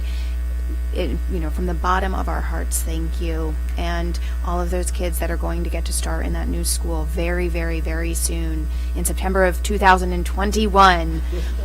Thank you from all of them as well. I will also add that in that update, as you, it just is I missed communicating this, I think, to every member of the school committee. Dean Gilbert Smith has made a decision for a number of very good reasons to move on into a new position in Newton as the METCO director for the city of Newton. And because of the importance of having support and leadership at the Old Lincoln Building, the high school, Mr. Meyer, made a quick decision to appoint Janae Ramos as the dean for the ninth grade building. And Janae Utaro, sorry, it is. I will get there. So Janae Utaro as the dean for the ninth grade, and really exciting. And the ninth grade team has a what we call a day away tomorrow to spend the day. The district provides substitute coverage for the day, and the ninth grade team will be at Old Lincoln planning. And it's also important to know that the building department has done a fantastic job of getting Old Lincoln ready. It was in good shape, and it's in even better shape, ready for the high school. So the team that will be working primarily with the ninth graders will be at OLS tomorrow, doing a lot of planning work with Dean Utaro, and it really is an exciting opportunity for her and for the high school to ensure strong and continuous leadership through a period of a lot of changes and turmoil. Just one quick note while Ms. Gilbert-Smith is terrific and we'll miss her, Janae Utaro has been on the BHS building committee for many, many months/years and has been doing an incredible job sort of coordinating the faculty on this. So she is kind of running full steam ahead in terms of the building project itself, and as dean of faculty just has a lot of credibility in the faculty, and so at any rate was delighted that she's able to step into this. So while we're on the topic of building projects and building moves, we have held 2 listening sessions so far in the Pierce community. So this is since last week, and these were to gather feedback on the possible use of the Maimonides School campus at 2 Clark Road to most immediately relieve overcrowding in the Pierce complex, and as a swing space as the MSBA project moves along. So those sessions were held the evening of June 3rd, and then earlier this morning. Ms. Schreiner-Oldham, Ms. Federspiel, Ms. Scotto, and Ms. Charlupski have been able to attend, and we're compiling all of the feedback. One night we charted it on chart paper, the other we typed it this morning, so we're going to gather that feedback. Tomorrow, Mindy Paolo, our ELE director, and I are talking to figure out a time to hold a meeting for our EL families, in particular our Chinese-speaking families who are at Pierce. And so I'll be coordinating with Ms. Paolo to figure out the right day and ensure that translators are available, and then we will communicate that. We'll actually translate the whole letter that went out to the Pierce community with those specific dates into Mandarin and get that out quickly. You heard the update on the, well, tonight you had a public hearing on the Coolidge Corner renaming process. I just want to say that yesterday we had a celebration for the students, and it was so exciting. And I have mentioned this in many places, and I don't think I've mentioned it here at the table. One of the things that's been so powerful about the renaming for the student group is the connections that third graders through ninth graders have made. They've become a team of, in many ways, a team of equals, where age so often differentiates students and creates these barriers where students don't talk to one another and don't work with one another. And it's really amazing to see the third graders joking with seventh graders and asking eighth graders asking questions of fifth graders, and you know, the strength of the community and the group. It's something that for me, I would love to figure out how we can do more of it and build these cross-grade connections, because there is such power in the community that it builds. At town meeting, I included some information. I had received a call before town meeting about the number of positions that have been added to the district since FY16. Specifically, the question was sort of couched in a concern from some community members at large about the number of folks who have been hired and what has been the distribution of educators, teachers, paraprofessionals, educational leaders, central administrators. And so for town meeting, I put together a chart, and I've included that for you. Before we flip to the chart, I want you to note that from FY16 to FY19, 92% of all new positions, so 178 out of 196, have been teachers and paraprofessionals. And I just want to note that since FY16, the town has added 196 positions to the district, and much of that was in response to the inability of the district over so many years of growth to add positions. And while we certainly have more positions that we want and need to add, that has been a significant period of growth. Fewer than 7 of the positions that have been added have been central office positions. And just to note, 189 out of the 196 positions are union positions, 7 are unaligned. So if you just sort of flip back, you can see two different ways to see that. You have a table. I actually presented this exact table at town meeting, which is the positions added chart, and you can see a breakdown each year. So the number of teaching positions added, FY16, I'm sorry, Unit A, so that's teachers, guidance, BCBAs, OT, PT, school psychologists, and so forth. The number of paraprofessional positions added. I apologize, I'm not sure why there's an asterisk on the 11.9 in FY18, so I will double check that. I think it's a rogue asterisk that came in right before I printed this. You can also see custodians and secretarial positions when they were added.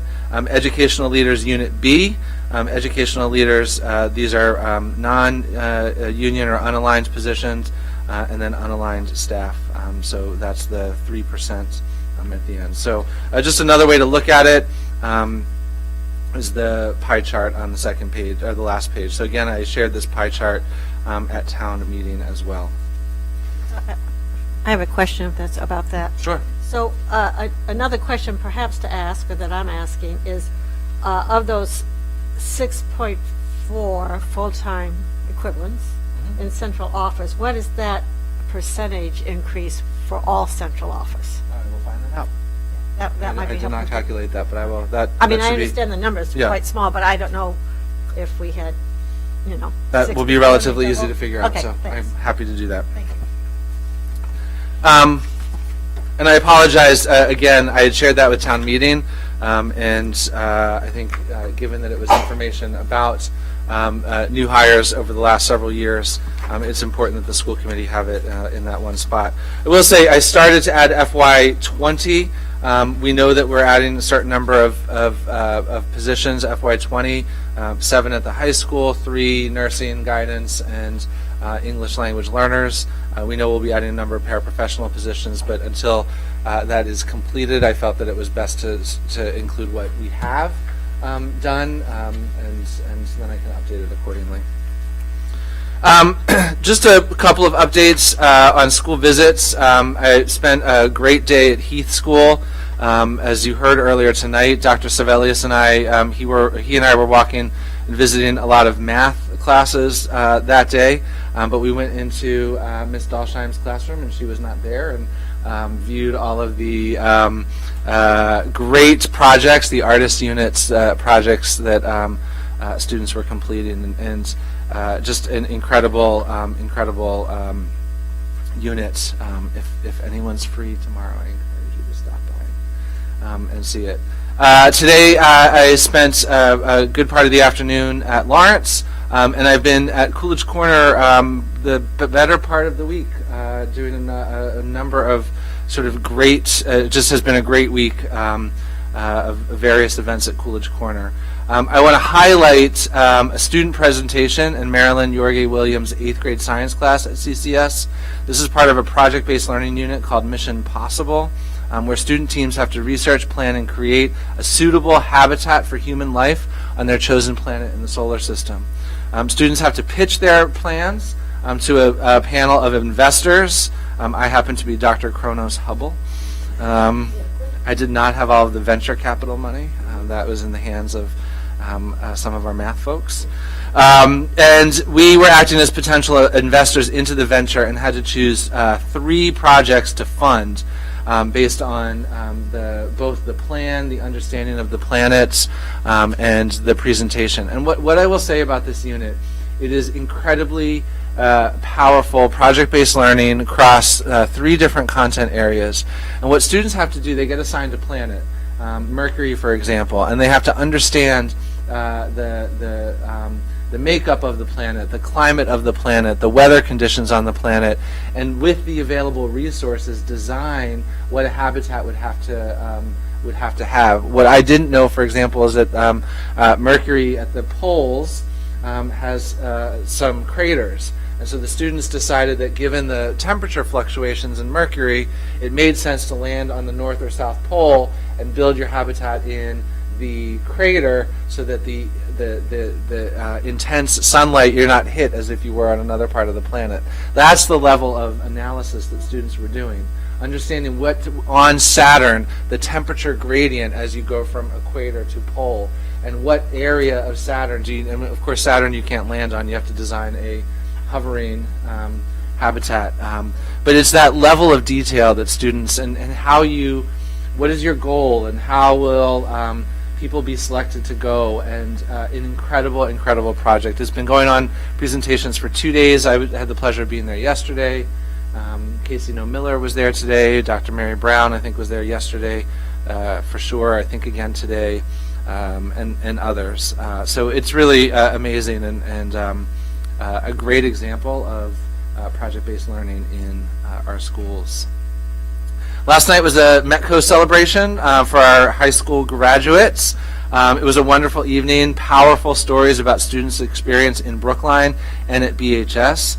And I think of a particular note was the deep appreciation that students shared for being known by adults in our community. Students talked about the power of people knowing their name, saying hello by name, and asking what so many of us often feel are simple questions like, how are you doing? How's your day going? And those interactions, how powerful they are, not just for our Metco students, for all students. I just want to extend my thanks to our Metco director, Dr. Lazama, and the incredible Metco team for organizing the event.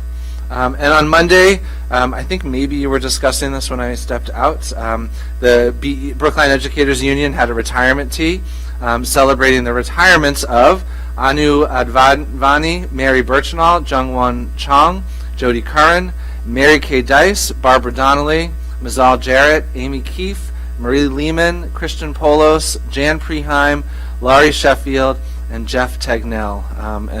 While I was only able to stay for the first half hour, it was a wonderful half hour, and I know that several members were able to stay for the whole event, and I'm sure that it was a wonderful celebration of folks who are retiring. Do we have anything else from finance, Ms. Ditkoff? No, except to say that an email was circulated earlier about a potential deficit that for ending FY19. There was some conversation about potentially, exploring the option of a reserve fund transfer. Reserve fund transfers are typically only explored in moments of extreme emergency or truly unexpected events, and so that's not typically a road that the Brookline School Committee goes down for ordinary budget budget issues. So at any rate, I'm not 100% sure when we're going to get an update on that, given that it's sort of the beginning of June, but or whatever actions will need to be taken to bring it into balance for the year end. Ms. Dunn is back, or Ms. Norman. I know Ms. Norman worked with Deputy Town Administrator on this a lot today, we have not had a chance to discuss. So that's what I was working on this evening. So I'm anticipating having a memo in advance of your next school committee meeting, which I believe is on June 19th.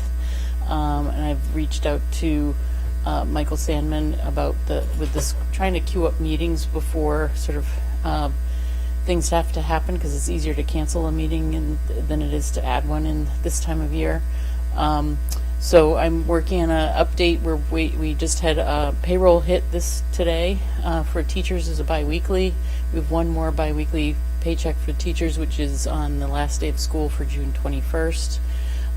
So I'm anticipating that for the June 19th meeting, I'll have a pretty good sense about where we're going to land, whether that's in the positive or the negative, and what options and direction I need to take. Will we know before the June 17th Finance Subcommittee meeting? Oh, yes. Yes. Perhaps it could go to Finance first. I just want to underscore that the Finance Committee has been routinely unwilling to explore reserve fund transfer as an option, and so I would strongly suggest we have other options besides that. Yes, I'm working on other options, but I'm getting members of the community encouraging to at least ask, so it will be presented to be refused. So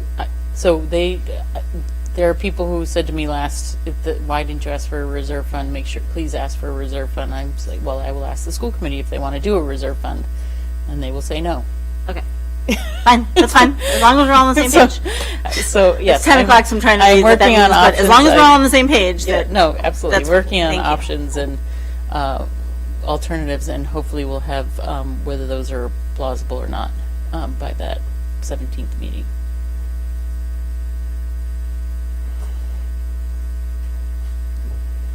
Okay.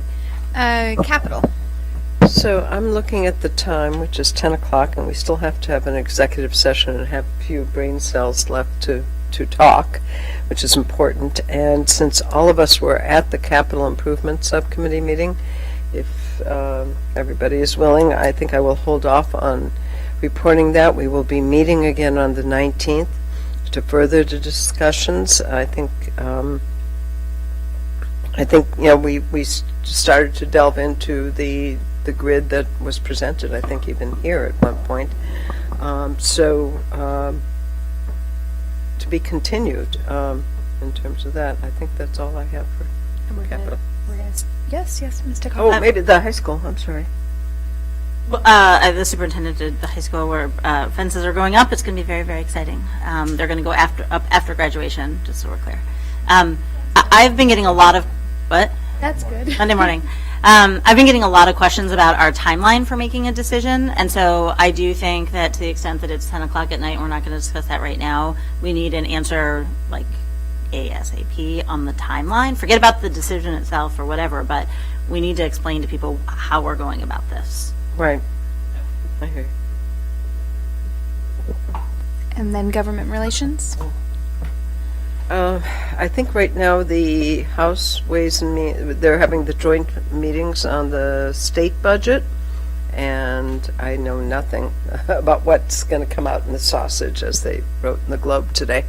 So stay tuned. I don't know if anybody knows anything more.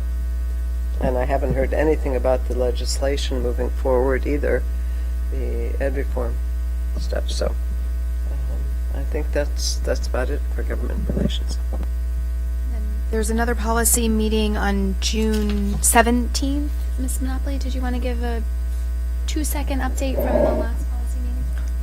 We are continuing to work on the student activities and field trip policies, and we will be continuing to work on there's a full name, gender support policy as the shorter version, that we will be looking at, and hopefully, I don't know. They're still in process. There's no resolution yet on those policies. Any additional liaison reports or updates? Yes, Mr. Perlman. Just briefly, a couple days ago, I attended the climate action.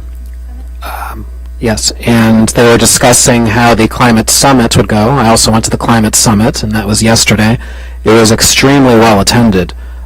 Easily over 200 people, maybe 300. It really filled the cafeteria. People were extremely well engaged. They broke up into 7 different groups. So one group, for example, was open space. Another group was about building efficiency and net zero.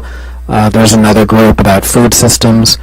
And people were brainstorming in these different groups about different initiatives that we should be pursuing as a town. There were a lot of suggestions that are germane to us as school committee members. A lot of people had an interest in using school grounds for local farming, and also seeing whether there could be a collaboration with students and with science teachers. So,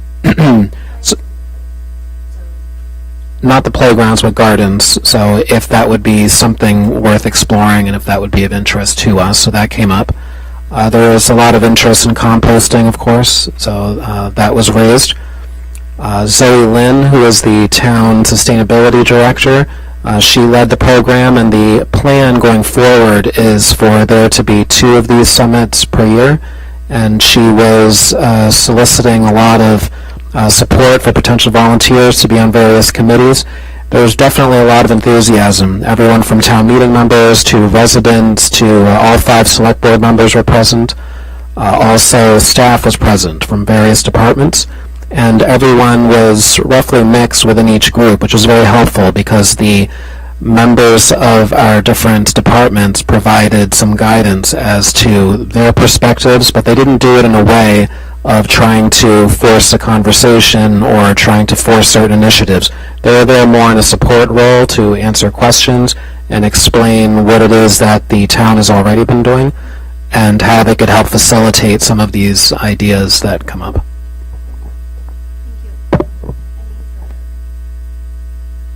That brings us to new business. We've had a little mention of new business. Is there anything we wanted to discuss under it tonight, or everything we have, we'll start it?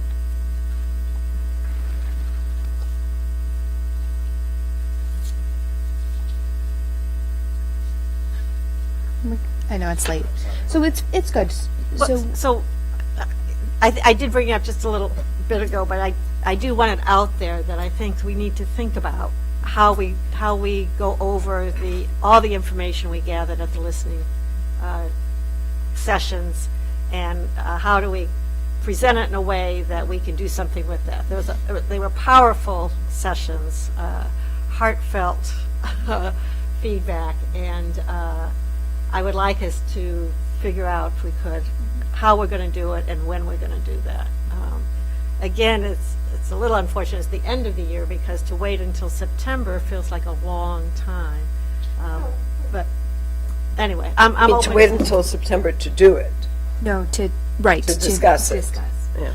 Ms. Federspiel and I have been talking about perhaps using some of the workshop time as a way, and using utilize and to identify what it is are the themes, and then perhaps using time as it might apply for policy or curriculum to take those kind of sub themes and do what we can to address them. So that's where we're started talking about it. I don't know if anybody has any thoughts about whether that's a direction we would want to go in, or if there are different ideas about how we could really capture and bring together all that we heard at these very valuable sessions where we had a chance to hear from a lot of people.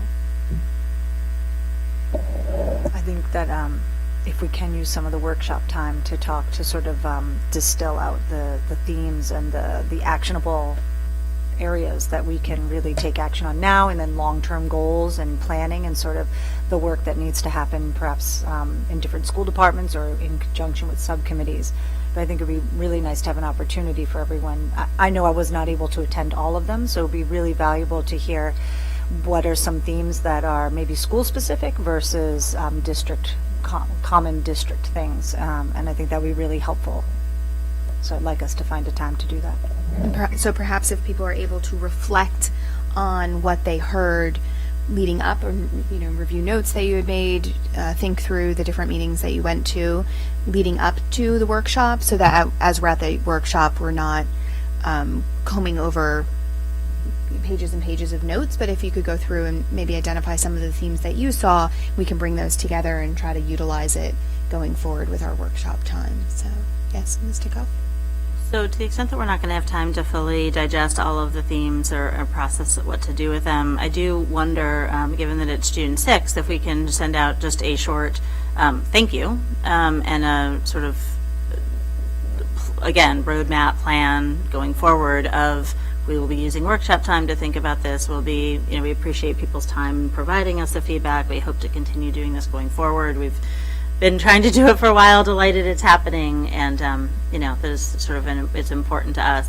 And the reality of the fact that many of the issues raised, while quite important, are not issues that come before the school committee, and so we just need to spend time with the superintendent and senior staff or principals or whomever to figure out what to do with that feedback, because some of it is things that can appropriately get worked through the curriculum and policy and other committees, but a number of the issues are not things that either legally or for other reasons don't come before school committee. And so I just don't want to set up I don't want people to leave for the summer thinking, great, they're going to do something with all of that, which is what I might think if I were walking away from some of those sessions. And so I think it's just important that they understand that we're going to do that sorting. And I'm done for the night.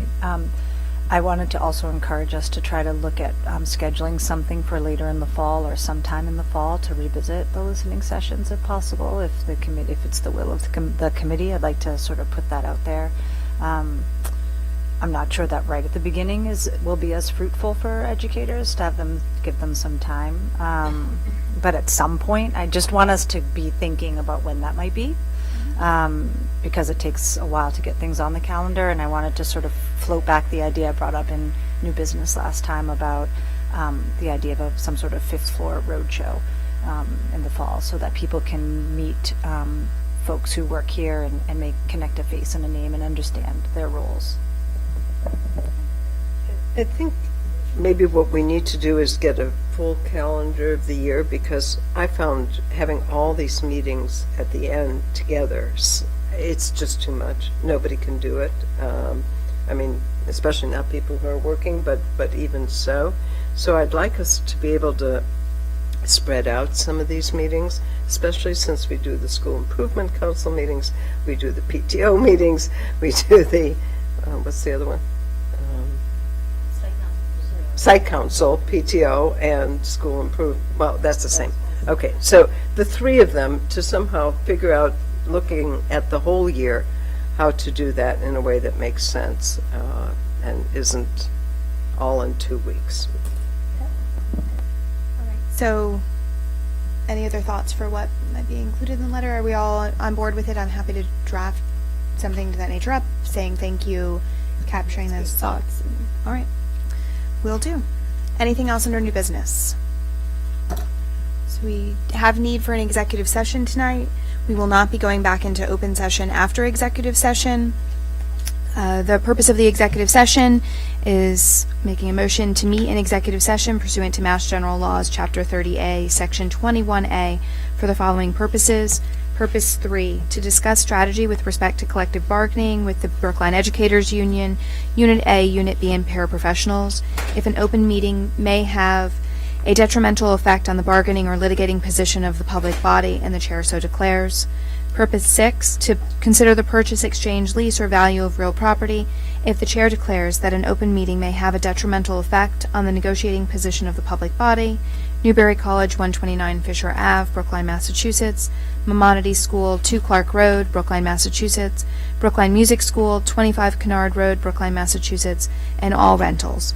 Temple Emeth, 194 Grove Street, Chestnut Hill, Mass. Temple Obi, 1187 Beacon Street, Brookline, Mass. 62 Harvard Street LLC, 62 Harvard Street, Brookline, Mass. Related Beal, 24 Webster Place, Brookline, Massachusetts. Brookline Teen Center, 40 Aspinwall Ave, Brookline, Massachusetts. Ms. Coyne, could you take a roll call vote?